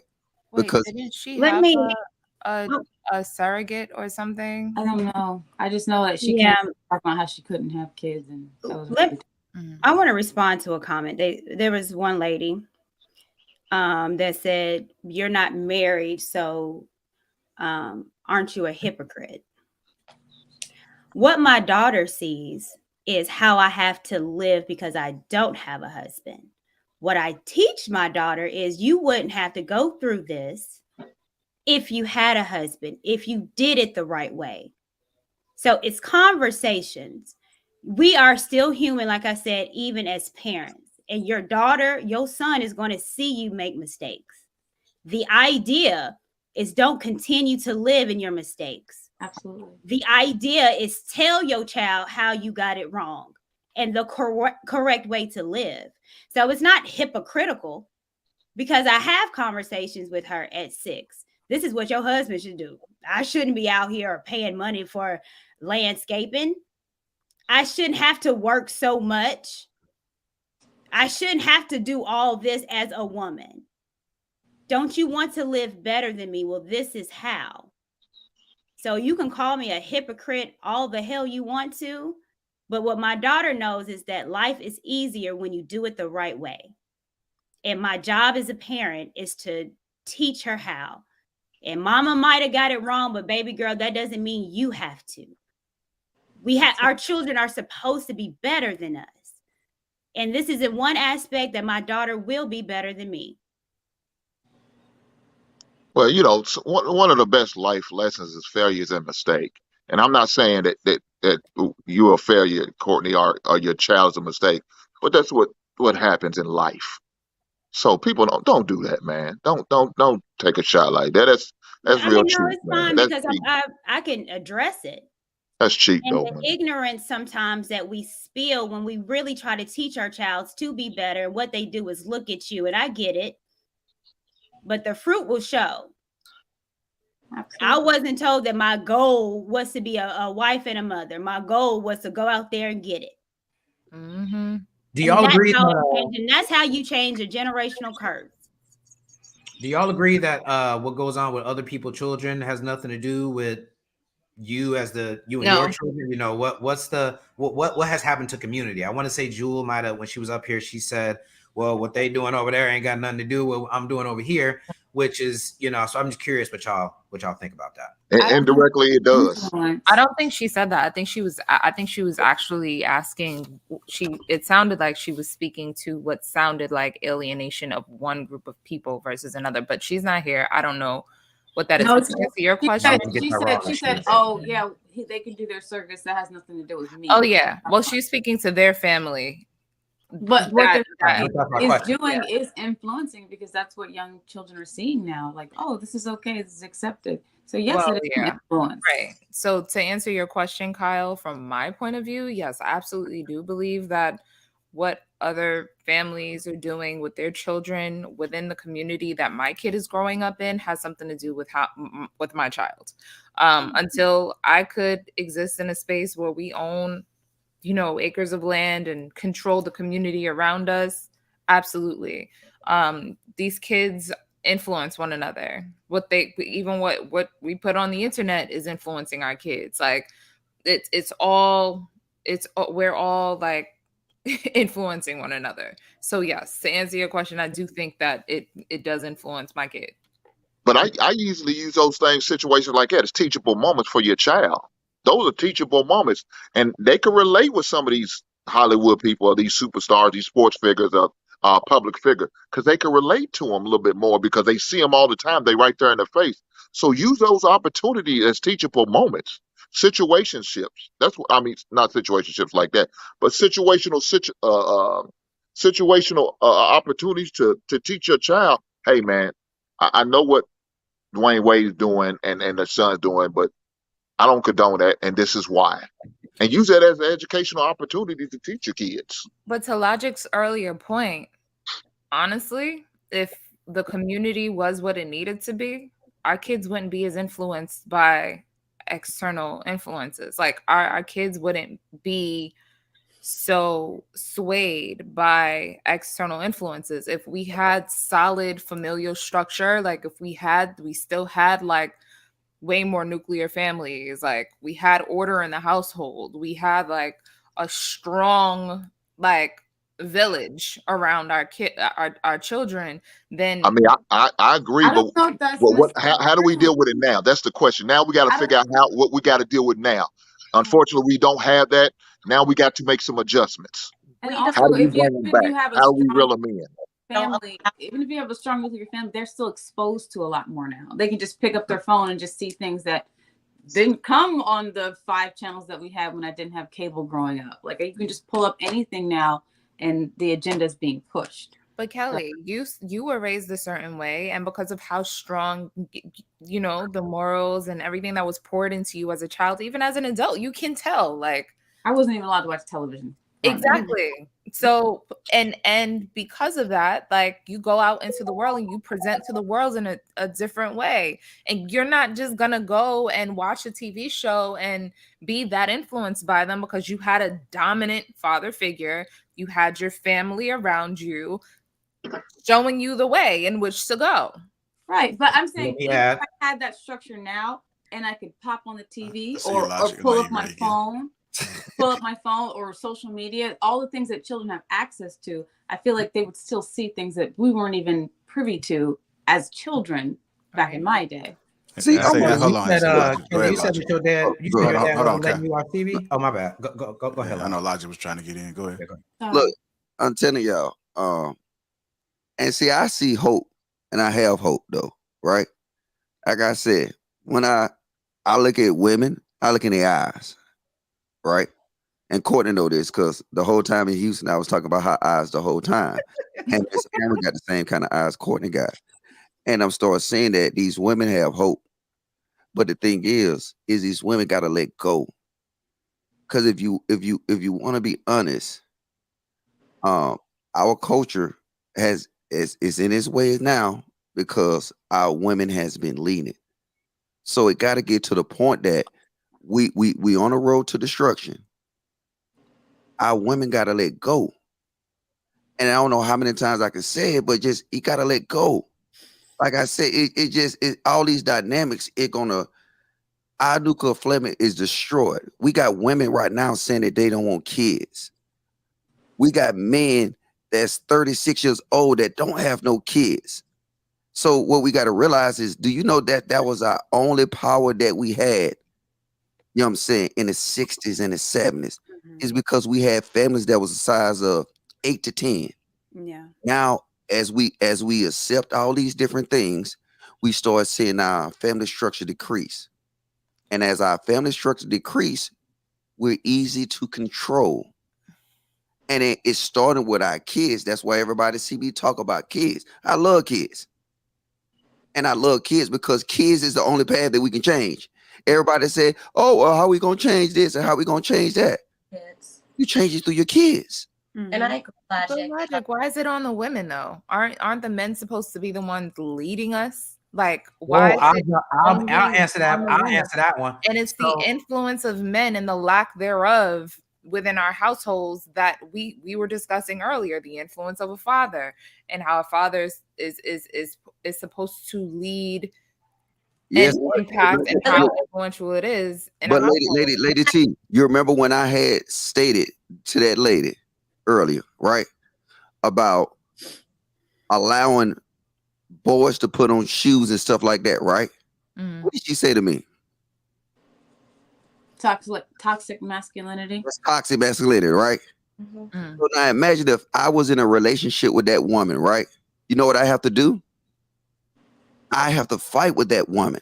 And this is just on the internet.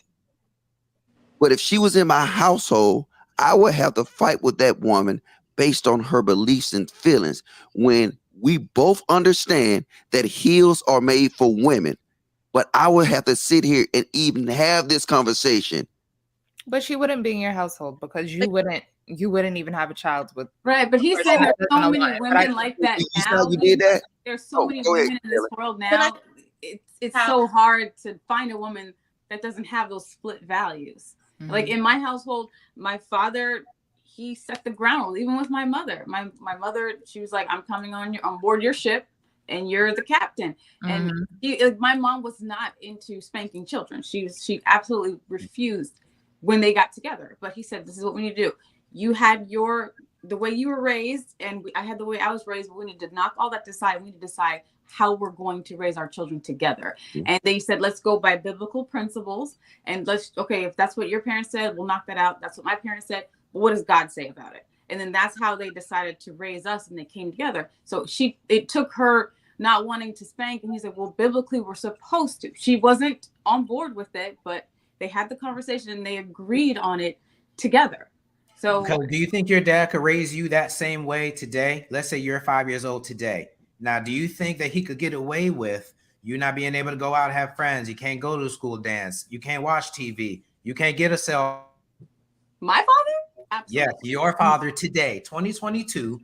Could your dad raise you like, or do you think he could get away with that? Eventually, you go to school and say, my dad doesn't let us watch TV. That might turn into a call home. It's going to call to something else. I mean, I have family members and very close people in my family who are educators. I get all the tea about all this stuff. So I hear about, oh, that lady over there, we call CPS on her because she let her son do X, Y, and Z, to something that back, 25 years ago, that we just called that hard, strict parenting. Whereas now it's, your dad may have to answer to some people outside of your wife. And so I just wonder, do you think that actually right, happened? Do you think that I that's went to school and I said, yeah, I get spankings at home. And the teacher called on my father, and they came to the home and they had to interview all the children. It happened because I didn't know that was not normal. Or I guess Hey, can I drop another fun fact? I like to drop these fun facts for y'all because y'all, as y'all know, I do research at work, right? Instagram started in 2010, right? You know, for the women, you know what the most popular tag in 2010 when Instagram first started? Hashtag bad bitch. Nope. Hashtag food porn. I remember those hashtags. And then women, I might have did it. Instagram put their cooking and their family on Instagram. You ain't gotta look. All you gotta do is email Logic. I send you the research. When I get bored at work, I just research random shit. So I get wait before you get triggered, Lady T. What? Now, wait, hold up. Now, today, bad bitch is the popular hashtag. Hot girl summer is the popular hashtag. Right? And then that shows how disconnected we are, because at the end of the day, I don't want to see your ass. I want to see what you know how to cook. Right. I don't want to see your ass. I want to see your kids. I want to see, what? I want to see your kids. I want to know. And I love women that got kids, because at least I know how my kids that we're gonna have together gonna turn out. And before you erroneously said that I was about to be triggered, that's all I was about to say. I was fully everything on my Instagram page was my baby and motherhood and because my daughter was born in 2010. So yeah, I was all that. But let me go to your Instagram page right now. Let me see how many plays and kids on there. Hold up. Can I just say? What? Don't see no place and don't see no. Now it's mostly like travel. This like Big Sean song. Ass. No, not on my page.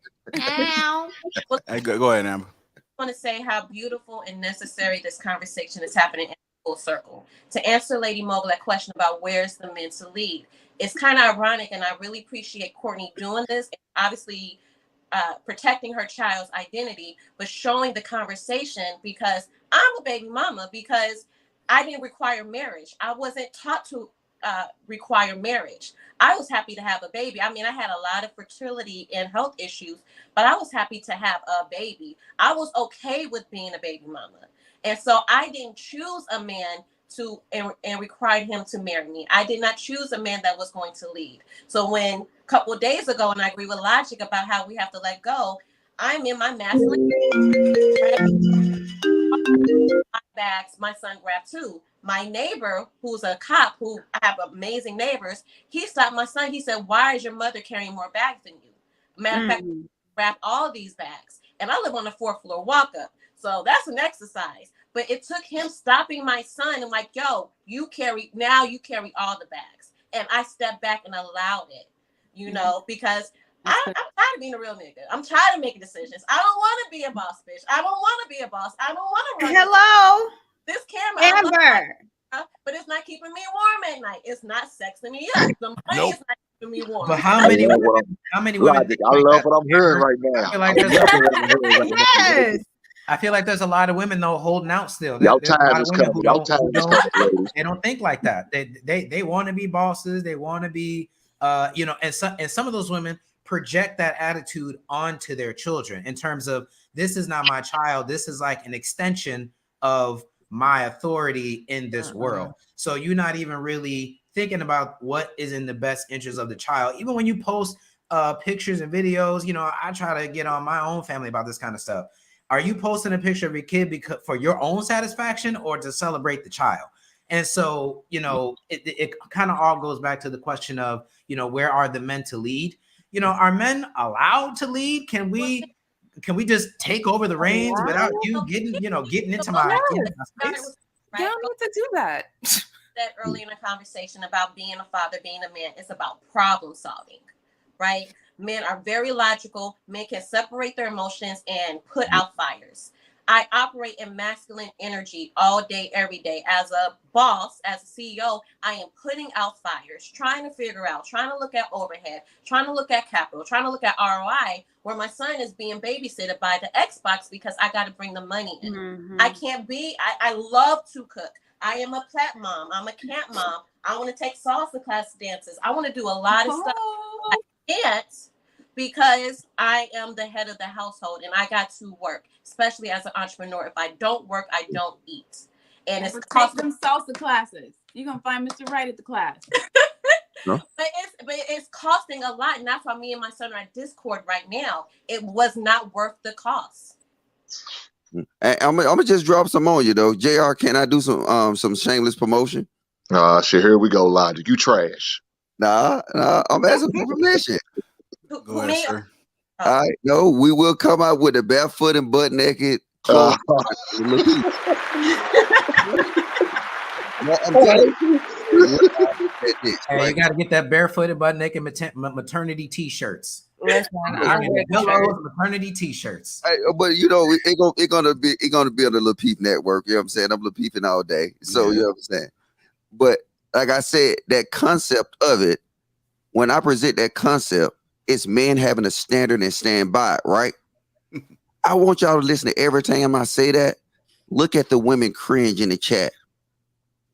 They cringe just because I said, hey, come to my door, not literally butt barefoot and butt naked, but come to my door and leave all your baggage behind, and then come to my planet under my protection, and then you'll be good.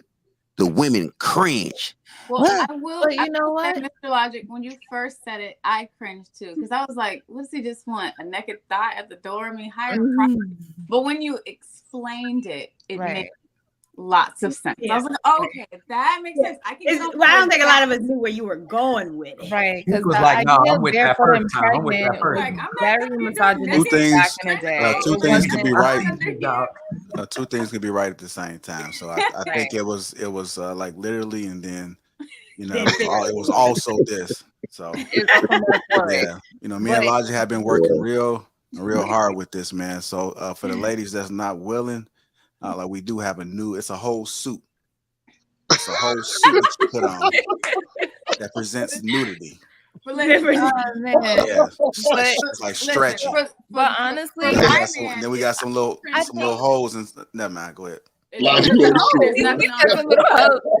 but I'm not seeing the chat, but I think why it's so hard for some of the women to accept protection or even to like shy away from the whole idea of being this independent bad bitch, whatever, is because it's a lot of guys aren't stepping up. Like they're not making them feel comfortable, like being led. Like where are our community role models? Where are these leaders? Where are these men that these women are supposed to feel comfortable? You can't hear me? You don't. No, yeah, I hear you. But I have a problem with that because I give you an example. I'll go into a store and see somebody, a woman's child acting up, and I'll say something to that child, and this woman has a problem with me speaking to her child. Baby, I'm trying to help you. This child's whooping your ass right now. I'm saying something to help you correct him. I say, hey, young man, you don't need to be doing that. And she has, what are you talking to my son for? Don't say nothing to my son. All right, bitch. Go on about your business, then. You a badass. That's how I feel. That's unacceptable. But that's how I feel. I'm trying to help you. I'm doing you a solid, and she acting like this. That's how I feel.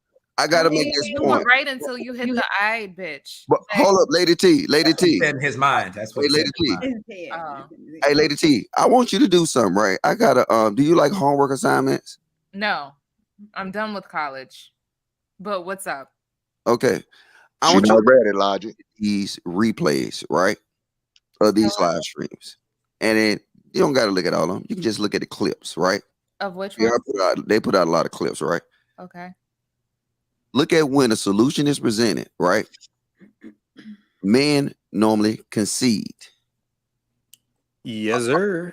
The whole board. I see this when I look at the clips.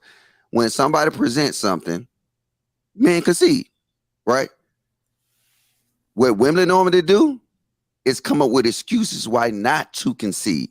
Except Courtney, she's usually on board. Oh yeah. Well, we count her shit chameleon. And when I say that's why I brought that point up is that we bought the whole concept of barefoot and butt naked, right? And you said, well, but no, wait.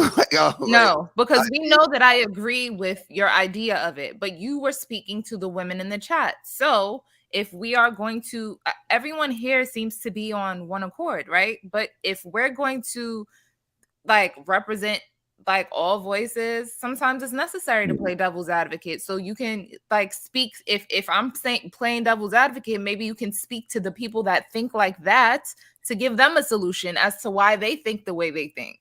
Well, you know what I I'm got saying? a whole bunch of black men at my company right now that's looking for a woman that's barefoot and butt naked. Do you want one?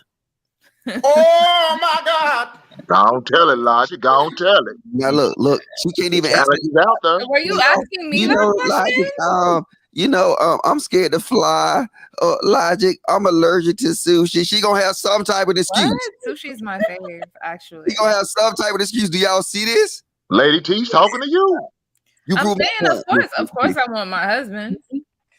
Well, to the ladies on the panel, do y'all trust a man to raise y'all the man who you had a child with? Let's say you had to give that child to just that man, and you were out of the picture. Would you trust that man to raise your child without you around? Good question. Good question. My daughter just came back home. Actually, she was living with her father for 3 years. So yes. Okay. I mean, we parented differently, but at that time that was what we decided to do, because I felt for her, me not having like as many children in my family around to support her development, I felt like it made sense for her. She went out there for the summer, she loved it. And actually at the time, I had a full vacate put out on my spot. So I was looking for a new spot, and then she went to go stay with him.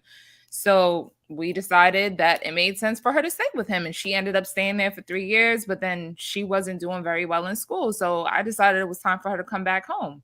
But yeah, absolutely. Yeah.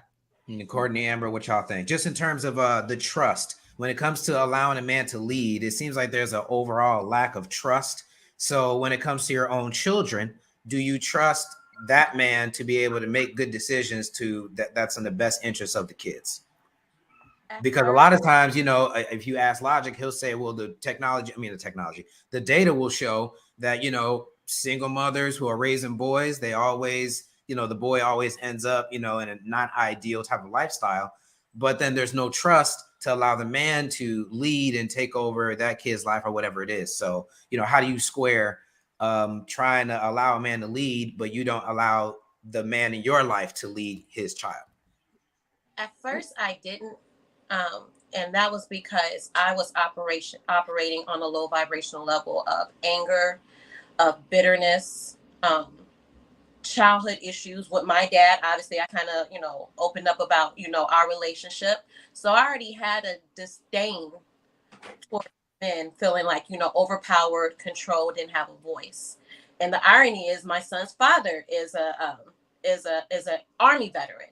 So you see, the very thing that I said. Oh, she was okay. There it is. And so at first I didn't, but that was my issue. And once I did therapy and healing and realizing what my issue was, I realized I was the issue, and I was probably in the way of my son and his father, for some time. But now, because me and his father have an amazing relationship, we're on one accord, and he's at the age where he's voicing, Mom, I think it's time for me to live with my dad. Both of them have my blessing. It's almost like now I'm on the sideline. What do you both need from me? But it took me checking myself, my bitterness, my anger issues of being a mama that I chose to be. It's important to recognize that now. Yeah. And I don't, and I've made this very clear. Like, we weren't awesome together, but he's an amazing dad. And has somebody else in his life, and I trust him that the woman that he's picked is a great person. So I'm not in their relationship. at all, because I trust him enough to know that any woman that he allows to be in his space and in his life is going to be great to our daughter. So I don't have to have those conversations with him.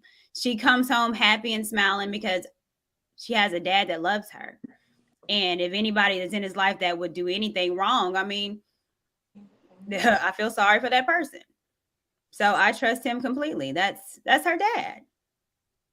Of course. But see, I'm gonna say this. I had a chick I was dealing with like 3 years ago, right? And she had a little boy. No, I'm sorry, she had a girl. She got a little boy now though. But yeah, she had a little girl. And then I told her, I said, I won't get with you like that until I get your the father's blessing, right? You know what she told me? What she Get said? him work then. And you know what I said? All right, bye. What'd you say? What Said, Wait, what? what's that? What was it that she said to you? Yeah, you broke up a little bit. Yeah, I guess it's not gonna work then. Oh, wait. So hold on, Logic. Oh, no, you can't say hold on to what happened to me. You know what I'm saying? No, but the reason why is because I legitimately did that. Say it again. I legitimately did that. So before my ex fiance and I got serious, before I introduced him to my daughter, me, my daughter's father, some girl he was dating at the time, and my ex, we went out, we hung out, because he and I we were on great terms as far as I knew. Like I mean, I have a tendency to be optimistic to a fault sometimes, but that ended up kind of, in a way, you know, messing up our dynamic, because then I don't know if it was, listen, I don't know. I'm not going to assume anything, but he just started acting all weird and stuff. So sometimes we know more than what we're willing to tell y'all, and maybe we don't want to make y'all uncomfortable, or you just never know. You never know. And everyone's not going to be able to do stuff like that. If something like that's dealing, if a man don't want to meet the father of that child, then that's a red flag. If he willing to move on with you in a relationship without meeting the father of that child, that's a red flag. I'm just being honest with you. Yeah, let me clarify. It didn't ruin mine and my ex's relationship. It ruined mine and my daughter's father's relationship. Yeah, but that's what I'm continuing on, right? Okay. That on one end of that stick, it was a sucker. And the thing is that I just don't see myself moving on with no chick that got kids without that blessing. You know what I'm saying? And to be honest with you, once she have kids by a man, that man ideally should walk her down the aisle, in my opinion. Because I'm just keeping it funky. I'm laughing because I agree. Because now he took over that role as a father. You know what I'm saying? Whether he's not her physical father, but he's still the biological father of that child. And them certain concepts that we don't do that. Dudes do it. They be feuding. Nah, you know what? If I want to be with you, then I gotta accept your kids. But at the end of the day, it's deeper than me accepting your kids. Logic, how would you? I gotta accept that man, because the thing is your child is an investment to me, and it's an investment to him too. Because I'm pointing at that child, and he gonna point at that child. So guess what? We need to get along. We ain't got to be drinking partners. But like I said, when things come up, you know what I'm saying? He should have an input just like I have an input. Only thing I am is the dude providing a roof over his daughter's head or his son's head. But at the end of the day, he should have an input. The thing is what we go wrong is we isolate these men in these situations. So now they become bitter. Now they become, I don't have no input. And then that create the dynamic that we deal with today. Regardless, we need to work together. How would you handle that if he didn't accept your blessing? I didn't give you a blessing. I'm sorry. Well, she need to do something to get him on board. Because like I said, it's gonna, if you move on, it's like you moving on with a problem. and that's not you're moving on with a shaky foundation. So And it's not. So you know what I'm saying, if you gotta have them, what you call them shits they be doing, or intervention or some shit like that, then let's do it. I'm pretty sure JR do it. You know So what I'm do you feel the same way about the women that you're dating, being introduced to your kid's mom? Say that Like, again. do you feel the same way about the women that you date getting the blessing from your kids' moms? I off the rip. You know what I say? Cause I overpay. I overpay. And I said, look, I said, if you play with me, I'll give you the bare minimum. And you know what? That's a shock and awe. She come back up real fast. All right, where you want to meet him at? Shit, I fly him out. And normally I want to do it one-on-one. I don't want to. I mean the women you're dating. Well, say that again. I mean the women you date. Do you want the same respect go both ways. Okay. The same respect go both ways. And now what you're doing is you're actually creating a family environment. I agree with that. Your Logic, you sound like a very mature adult. Mm-hmm. Unfortunately, there's not a lot of those. They aren't. And Mr. Logic, he stopped saying the N-word on the Lapeef Network too. He making all kinds of Be careful, Kelly, because he's gonna think that we're finding problems, not He's working on that.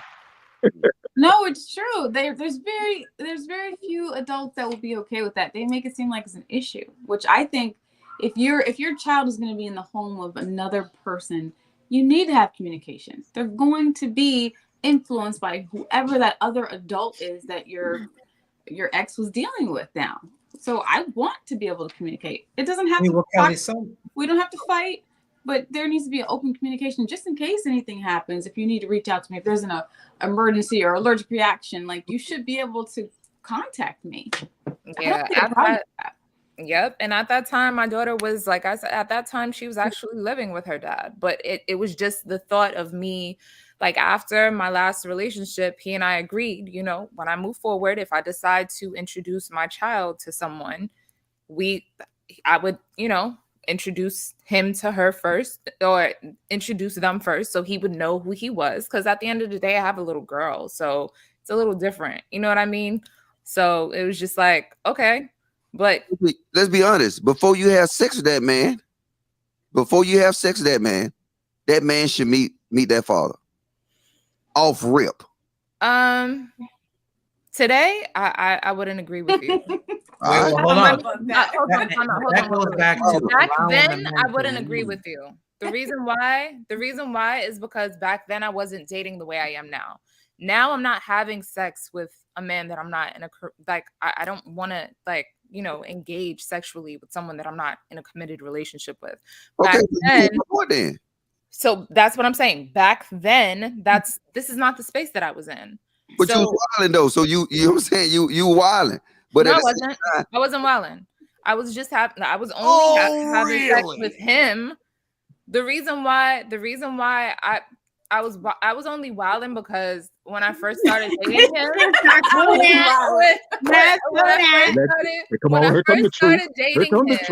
when I first started dating him, it was not with the intention of going into a relationship. If I'm gonna keep it real, I was very attracted to him, and we got cool. We ended up having sex, and that's who I wanted to have sex with.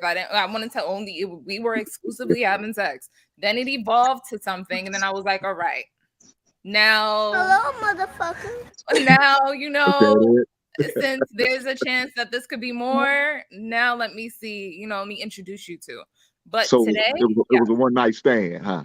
No, it was definitely. I've never had one of those. Okay, you met him in the club. No. No. No. Oh, you met him in church. Okay. Y'all, this is internet. Y'all be getting too many details out. I'm standing on the surface. The surface of it is that if you want to use it as a down, ladies. If you want to use it as a tool to measure if you're doing right, that's how we should be. You know what I'm saying? Like anybody, look, put it like this. Because y'all know I got an 8-month rule now, right? My 8-month rule is that, you know what? I talk to a chick for 8 months, and I will really get to know her. Won't even meet up with her. Won't do nothing with her at all. Won't even see her in person. Like I'm keeping my distance. So now I'm going through my proper vetting techniques. I'm doing everything. So like I have time to have conversations about my kids. I have time to have conversations about everything else. And now if you meet up with her, you know what I'm saying, then you got them, you know what I'm saying? That's bullshit. And then it complicate things. So I don't want no, there you go. Hey, but look, I've been going strong since July. So y'all call it what y'all want to. Y'all can call me. Look. Hey. So you meet a woman, you talk to her for 8 months, and then in the 9th month she better show up barefoot and pregnant. I'm sorry. She better show up barefoot and butt naked, and then she will end up pregnant. Not pregnant. End up pregnant. End up pregnant, but the It's like thing a is, fetish, don't it? Yeah. Right. I would give y'all a backstory of how do I got time to give a backstory, JR? Yeah, go ahead. I pushed Lee back a little bit. So all right.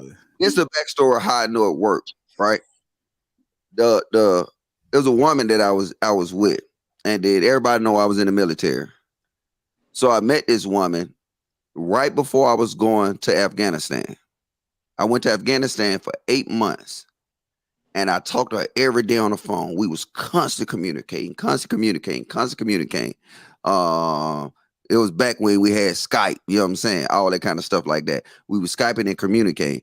And what I found out is I had a better connection with that woman because now nothing else complicated the situation. I truly knew her. And then that's the only measuring stick that I know in my life that worked. So when I actually met up with her, it was firecrackers. I already knew her. It's like, it wasn't like I'm going on the first date and I'm asking these dumbass questions and shit. Women asking me what's my favorite color. Who gives a fuck about this? You know what I'm saying? I knew her. So like, it was dynamic. And that's a tool that I said, you know what? And I went back and I looked at my life. I said, when have it worked for me? Yeah, but that was easy to do then because you were forced to. What happened? Huh? Where'd she go? What happened? She died. She died in a motor accident. So it's good. Like that. Sorry to hear that, brother. Damn. But Logic, Logic, you was able to do that because you was forced to because of your situation. But it was the only time that in my life that it worked. You see what I'm saying? That's the only blueprint that I can utilize. Yeah. I got a question for the panel. And this is a real question. And this kind of piggyback off of Logic, right? Because he said 8 months you get to know somebody. It's so sad. What are people talking about nowadays? Like, what does a conversation look like for 8 months? Because, you know, there are a lot of people that just not having conversations. Some people just equate, I guess, sex as part of the conversation. Lady T. That's kind of like a fill-in. So to kind of give some people some insight, maybe the fellas might can pick up some things that they can talk about. Like, how do you come up with conversations that constantly keep talking over and keeping a woman engaged? So to the women of the panel, like, what keeps you engaged? Like, what type of conversations are men potentially having with you? And men on the panel, when you were having conversations, even if you are having conversations, what's being said to keep this locked in? I mean, I can kind of speak. I feel like I've been out the game that I don't know what people talk about today because they're so bad. But even being married, like, what are you guys talking about? Because yeah, typically people may spend times in other rooms and you guys not communicating. Y'all just existing in the same household. So what are people talking about? Like, how can we keep strong conversations going? How can we keep people engaged? Go ahead, Kales. It's on your step. Go ahead, Kales. Go ahead. I go on dates, so I talk a lot. But it's very rare to like have that connection, you know, so because a lot of people, they're so not used to connecting anymore at all. So they don't even know how to have a conversation. So I have gotten really good at kind of like the interview, but make it feel like it's a conversation. But I feel like when you're getting to know someone, they're like it's a blank slate. You don't know anything. So every question works. And I think it's nice when a man is interested back. So I can sit and I can talk to a man. I can ask him a whole bunch of questions and he can answer them. But then it's like, oh, yeah, I'm the king. Thank you. Let's talk about me all night. But it's really nice when a man seems to show interest back into you. That's what keeps me interested. It's like, it's not just all about you, because I can talk to you and I can have chemistry, but I also want to know that you're interested in me too. But as far as conversation, I want to know like how you think and feel about certain topics. I want to know your belief system. I want to know how you were raised, your childhood, because all of those things like help develop you into the man that you are now. And I want to know like what, like I ask a lot of questions. I want to know like what your goals are for the future, because I want to know like if I can align with your goals, if I can support you in your dreams and where you're headed, like, can I get on board with that? And I also want to know if you're a thinker, like, I don't know, but I talk a lot. Yeah, but I mean, yeah, hold on real quick, because you can answer all those questions in 2 hours. I can tell you what. Yeah, but the conversations develop, and they're like, it's like a story. Well, that's what the people need to understand. Like, how do they develop? Like, how does this work? Because you can sit there and have a dinner for 2 hours and ask all those questions, go down your list and find all that out. No, then for the next 8 months, the next 5 months, it's not a list. It's just conversation. You kind of let it go, like how you have your conversations on Thursdays. Sometimes you ask one question and it can turn into something completely different. You just let the conversation go where it will, but that takes two people being engaged. You know, if the person's not really interested, like, oh my God, you keep talking, I'm just trying to hit, like, shut the hell up. You know what I mean? Then that's not gonna go. Well, let me give you some insight though, right? And this work. What I had conversation with her about is a plan. Like I'm explaining. It was a plan for a month. It was a plan for 3 months. What do you mean? Like, it was what we're it gonna was talk like, about this month, or like? I mean, I'm telling you, it's like we was planning on being married, and then everything we discussed was about being together. So during them plans, we had these little thresholds we'll hit, that we'll celebrate, we'll do little stupid stuff like that or whatever, and then we'll just push forward. And then a lot of the talking points that I use, I got it from her and experiences, because she knew I was a hoe, and she said, well, if we get together, I'm not gonna want to be in that bed that you was hoeing in. So I made a deal. I said, well, you know what? I'm coming back from Afghanistan. I'm finna have some bread. So I said, I'm gonna say everything in my house and I'm gonna start over. Y'all probably heard me say that on a panel before. That's where I got it from, because see, she didn't want no part of my past. And then I understood that. So when we pushed forward, we was moving, we was doing different things at different levels. We opened up, you know what I'm saying? We started having conversations. It got deeper. And then it's like, it was no distractions. I actually had a chance to get to know her. And that's what we do in relationships. That's a problem. We move too fast. We move way too fast. And then we barely know the person's name. We don't even know their mama name. We don't know their daddy name. We sticking our dick in them. I mean, excuse my language, but that's what happens. And then now we wonder why things don't work. We wonder why, you know what I'm saying, that I see her spaz out at 6 months or whatever. And then she'll see me go through things. So now we'll understand how to deal with each other, or it's even worth it. You know what I'm saying? And I have a question. You said you were having a conversation about a plan to get married. Like, when did you know that she was the one you wanted to marry?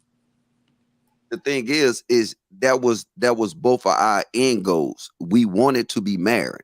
So now everything we was doing, even though that I did not know that I was going to marry her. I mean, I didn't, but at the end of the day, that was the plan. So moving forward, you know what I'm saying? It's just about moving with intentions. We with intention said, this is what we want. So now our conversations kind of surrounded that. And the closer we got to me getting back, the closer I felt like I was ready, because I knew this person. I knew what she wanted. I had conversations with her mom. I had conversations with her brother. I had so much time to get to know her before me and her actually got back together. And really, this started off. I met her the night before I was deploying. So, you know, I was in the club turning up, drunk as hell. And then we just sat down and had a conversation and stuff like that. So this was the communication I had with her. So now as it pushed forward, I knew I wanted to get to know her, but now I didn't have no complications. It was just me and her. You know what I'm saying? I knew that I had an interest in her because she kept my interest for 8 months. I was getting blowed up. I was in the hospital. I was doing all this kind of stuff, and the woman stood by me. You see what I'm saying? I thought I got shot in my arm. I thought I was gonna goddamn lose my arm. I was crying like a little bitch. But guess what happened? She stayed there. You know what I'm saying? It was that. It was so many different dynamics that presented itself that as I move along and I got to know her, it's like I felt I had skin in the game. And then most men don't feel like they have skin in the game. They don't really know you because we smashing in 2 weeks.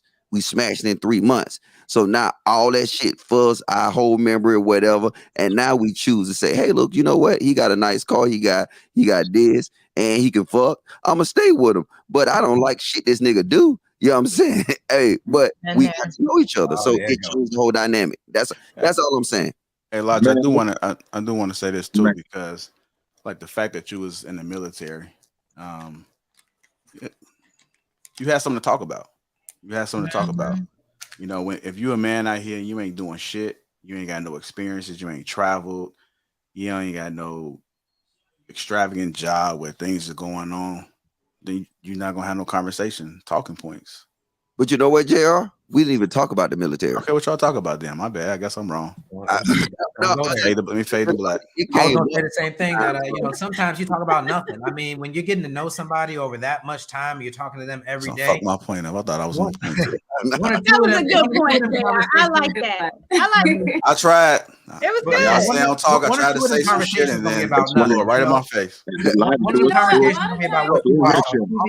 gonna say this: the biggest thing that had, like, when I met her, this is what really had turned me on, because we used to do, you know what I'm saying? Everybody in the army, we used to play man all the time, right? I used to sit on the floor in between her damn legs, and she used to cuss out. She ain't cuss out the dudes, but she was my biggest fan because we used to play for money. You know what I'm saying? And like I remember the was like that. We used to play man for money, and then all these dudes used to come to my crib, and then she used, as soon as they come in, she used to goddamn feed them and shit, and she used to say, you know what, you finna take this L, so go ahead and just goddamn send me my money or whatever, blase, blase. It was a connection. It was a bond. Like, she'll sit here and she'll just do things because she actually knew me. You feel what I'm saying? She knew me that probably in any other situation, like if I was doing this just today, you know what I'm saying? A woman wouldn't know me like she knew me. And then that was the biggest attraction to me. And then, I don't know, I guess y'all niggas call it love, but no. Logic. Hey, I would like to see how you would be if things had worked out in your favor, man. I'm sorry to hear that, man. Yeah. Caked up man out here in these streets. It sounds like he has someone that kind of you love you know? Yeah. But I think that so many men are afraid nowadays of being called simps and being called all these things. That's so dumb. Like, why men simping for other men? Like, y'all simping for other men? Y'all can be alone and old. Like, help me to understand it. But to answer JR's question, I up until recently have been extremely unimpressed by the quality of conversations that men have been having. And that's probably why it's been so easy for me to not go on dates, because I refuse to go on a date with someone and sit across from someone that I can't have a conversation with that mentally stimulates me. I don't want those weird, awkward silences. I don't want to deal with any of that. But, you know, I like people that are engaging, that ask questions, that actually ask to understand and comprehend and then give feedback. If you're engaged, like Kelly said earlier, if you're both interested in learning one another, you're both dating intentionally, I think it's more likely to move forward in a more positive, substance-filled relationship than if you're just in there because you're attracted to somebody and your end goal is just to have sex.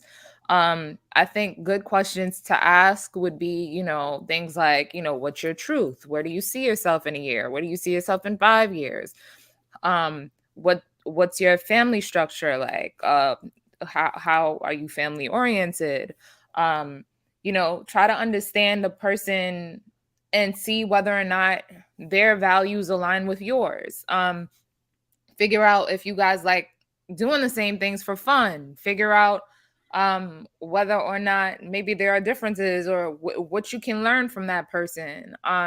just there's so many different things that you could, so many different ways to approach a relationship. And I feel like that art is fading because of these screens and us being desensitized and distracted by all the unimportant things, you know. So I think it's just important for guys, if you are intentionally seeking to find your wife, your mate, your partner, it don't just approach it from a space of like physical attraction, because we can tell. And when you start throwing them sexual innuendos in there early on, sometimes it's insulting, especially when you as a woman, you know, like that's the easy part, okay? And some of you can be looked at as a piece of meat too by women that are okay with using you as a piece of meat, and then it's just an unnecessary connection that doesn't need to happen. So just leave that out. My grandmother told me that men are always going to try you, like it's their job to try you, but it's your job as a woman to uphold your standard. Like they're always going to be attracted to you, they're always going to want you sexually. And the way I see it is like every man wants to have sex with you. If they're interested, they want to have sex. It's just how long they're willing to wait.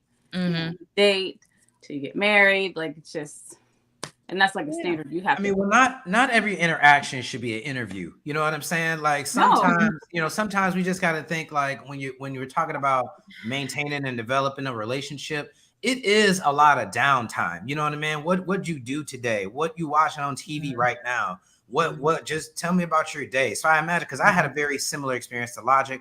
Mine, you know, my wife and I were together through college, and we did not go to the same college. So me and her have phone conversations and stuff every day for 4 years before me and her really started to see each other on a regular basis. And a lot of times that's just text messaging. How was class today? Would you know, oh, they wilding in the dorm room today. You wouldn't believe what I'm seeing. Or, you know what I mean? We going out. This is what we doing, or but whatever it is. Special or different about her that made you pick her out of all the other women. Well, yeah, and that's those conversations every day. You know, when you go out on a date, there's so much emphasis on smashing, whereas when you're talking to someone who's not around you, and you're interested in them, you have to get to know them on a different level, because you will lose that interest. And it's hard to define what is this thing that I see in this person versus this person, especially when the looks are different.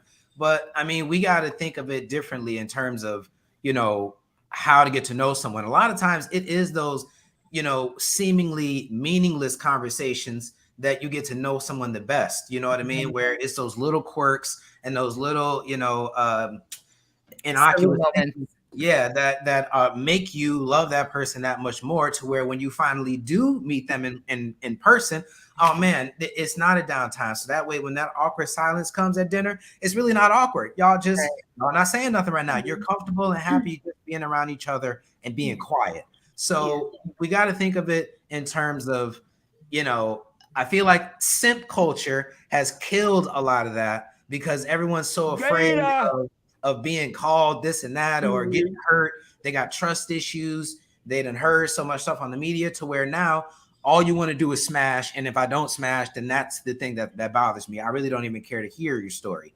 So I think that's the I'm not afraid to be called a simp to facts. I said they can send me out. I'm cool with that. Look, I don't care. Y'all want me on the simp card? I'm on the simp card. You know what I'm saying? I don't care about the facts. You know nothing wrong with that, dog. I don't care about that. I care about what you say. I'm cheering for you today. I'll say this also about maintaining conversations, because I am a type of person that likes to grow. And that's not necessarily just talking about me physically, emotionally, spiritually, but also my thinking process and what I'm learning. I'm always learning something, and I'm passionate about things that also enables me to grow.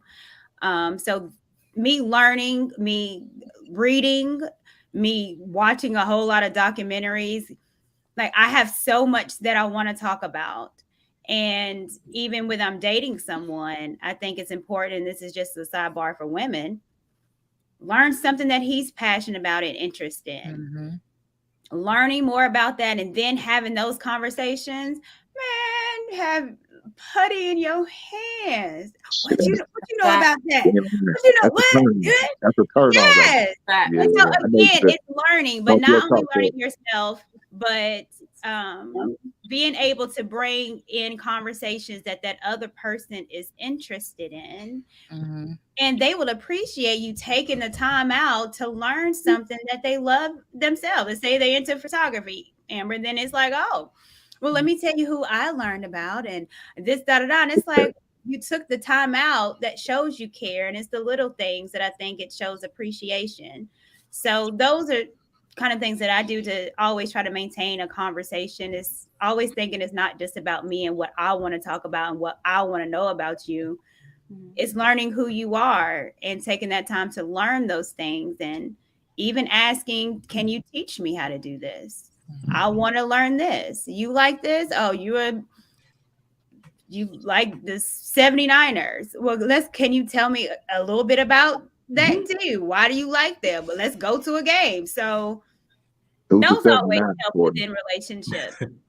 Who the See, hell the is fact that Courtney 79 said the for? 79ers just lets me know that she down for the cause. She don't got to know everything, but she down to say something that you like. And I just feel like so many people, they're so like, I don't want to be vulnerable like that. I don't want to put in that work because then it may not be reciprocated, or I don't know if out here. there are 5 other people. Okay, but Hey, ladies, ain't nothing wrong with that awkward 79. silence. We might just be admiring y'all beauty. That's all that is. We just admiring y'all beauty in that moment. That's it. Hold on, wait. Don't We need hold that against us. with that. What is the 79ers?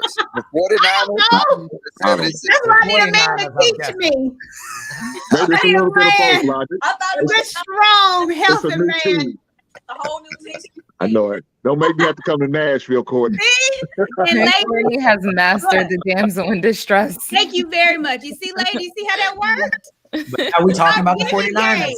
Yeah, see? This is game. No, baby, that ain't right, baby. That's all right. You gonna live and learn. You gonna But live and learn. the problem is Like, I'll that, show you, no worries. but men should take that as a challenge. Like that should be a challenge for men. And to be honest, if a man see a woman in a vulnerable state, right? That's a challenge to him. You know what I'm saying? That's a challenge to him and I don't think women see that a lot. I mean, women don't understand that. Like, I hate to do it to you, Courtney, but I'm gonna do it. So I was on a panel with Courtney for 4 months. And it took one live stream that I had. What was that live stream you was on? We need to talk. We need to talk. And then I guess it was good cameras or whatever. But I noticed Courtney's eyes. I was like, damn, nigga, you like you was about to cry. You know what I'm saying? That's why I said she got them cries, right? And then everybody know I talk about the Latin effect. If you don't know what the Latin effect is, goddamn niggas Google it. But look, and then that's a thing though. It's like a man want to see a woman that's vulnerable. You know what I'm saying? A man don't want that strong beast, that independent, you know what I'm saying? All that. They want to see a woman vulnerable. They want to see a woman that's a woman. And at the end of the day, a man want somebody that's opposite of himself. But we see a lot that when we look at even these panels, we see women competing to be men. You know what I'm saying? If you want to be honest, you know what I'm saying? Aggressive, that is a man attribute. So if a woman come out and they start being aggressive, then that means she's trying to be more like a man. And then when really get up and he starts simping and shit, he try to be more like a woman. You know what I'm saying? Leave Rilla alone. All right, so yo. Hey, we gotta transition over to Sage Talk with Lee. So I'm gonna go ahead and post that link again for you guys. We're transitioning over. I know I am. I'll be transitioning right over to Sage Talk.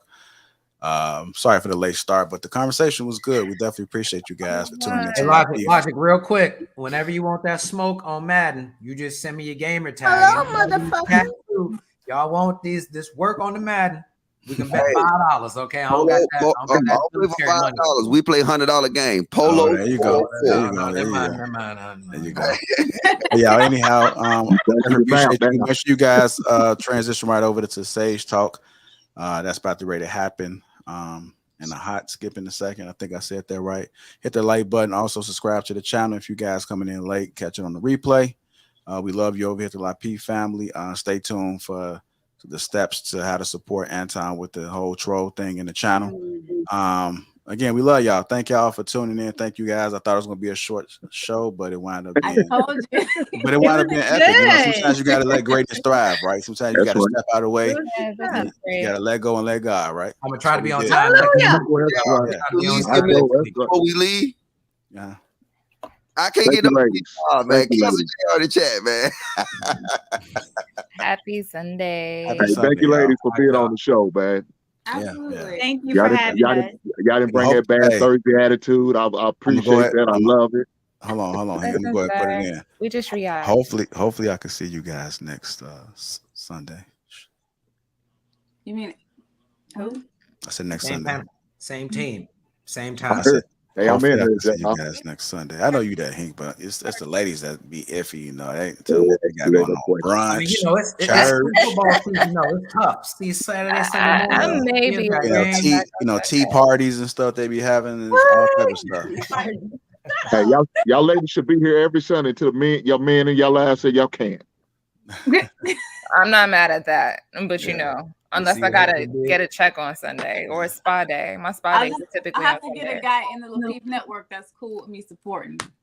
Hey, JR, you didn't even say, notice, I ain't said the N-word one time. You did. Man, you said the N-word 2-3 times this last point. Man, you ain't even know. Watch it back. Go watch it back. But it was a dramatic improvement. So, you know, right. we definitely we're here to tear down the brother. We're gonna uplift the brother. So you guys in the chat, put your hand claps in the chat for Uncle Logic, y'all. Uncle Logic. Gotta respect progress. Yeah, hit him with that shoulder. Hit him with them realer shoulders. What about the polo dance? Here with the polo dance. Oh, yeah. The polo dance. Hey, I think we're gonna debut those butt naked suits in Atlanta. I think it's the perfect city. Hey, no disrespect if you're from Atlanta, but I do think it's gonna be hot enough. Is it gonna be a onesie? It's a onesie y'all got, or it's a two-piece? It's gonna be like a stretchy onesie with some exterior outlets. And you gotta have a door flap. It's gonna kind of be like a plug and play type of thing. You know, you can plug right in certain areas. So yeah.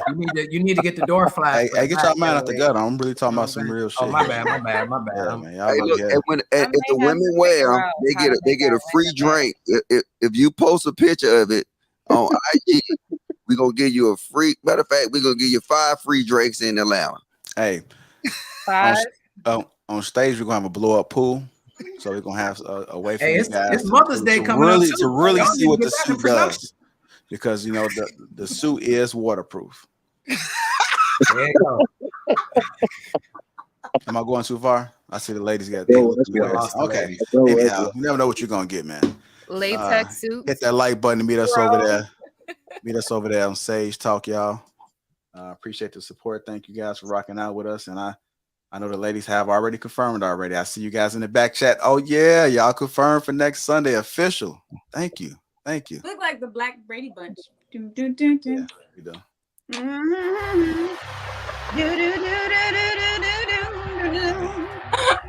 don't know what that's all about, but hey, and make sure y'all feel the tease too, man. Make sure y'all feel that tease.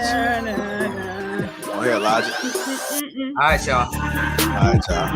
Sage Talk 2:30. Yeah, see that on Sage Talk, y'all. Sage Talk. Hey, I don't know what's going on over there on Sage Talk either, man. It's you know what's going on over there, Logic? Sage Talk. Oh man! No way! Wait a minute! I'm not sure if they're gonna be there or not. Wait a minute! I'm not sure they're gonna be there. I'm not sure they're gonna be there, and I have no clue. I don't know what Sage up to. I don't have no clue what Sage up to. Wait a minute! Today? It's about to happen. It's about to happen right now. We're about to transition right over there. Wait a minute, both of them gonna be on the same? I don't know what's gonna happen. I don't know. I can't say they're gonna be on there. I don't want to settle no false hope. I just know what Lee told me to do. I'm gonna tune in. You know, I do. I'm a soldier.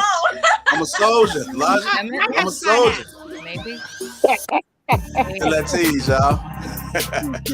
All right, y'all. Catch us on the other side, y'all.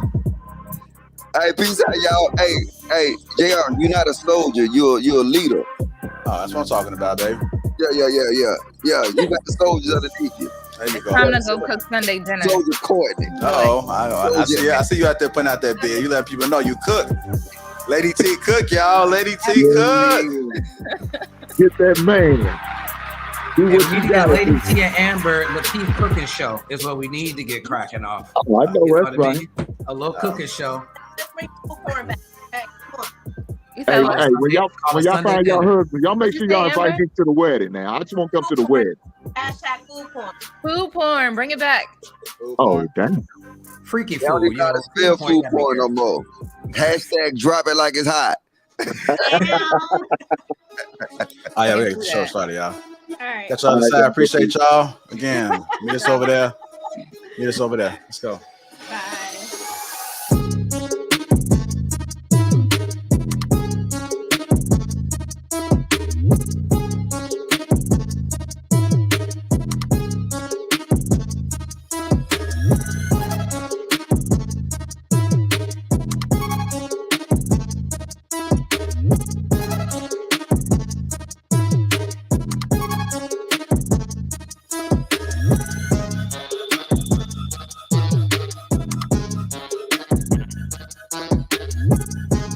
Appreciate all the support, man. Hit that like button. Hit that like button.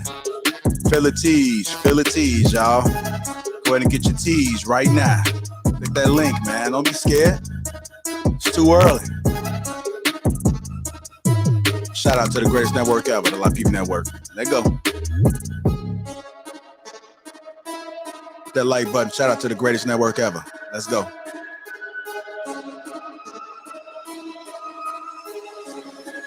Lapeef all day on everything.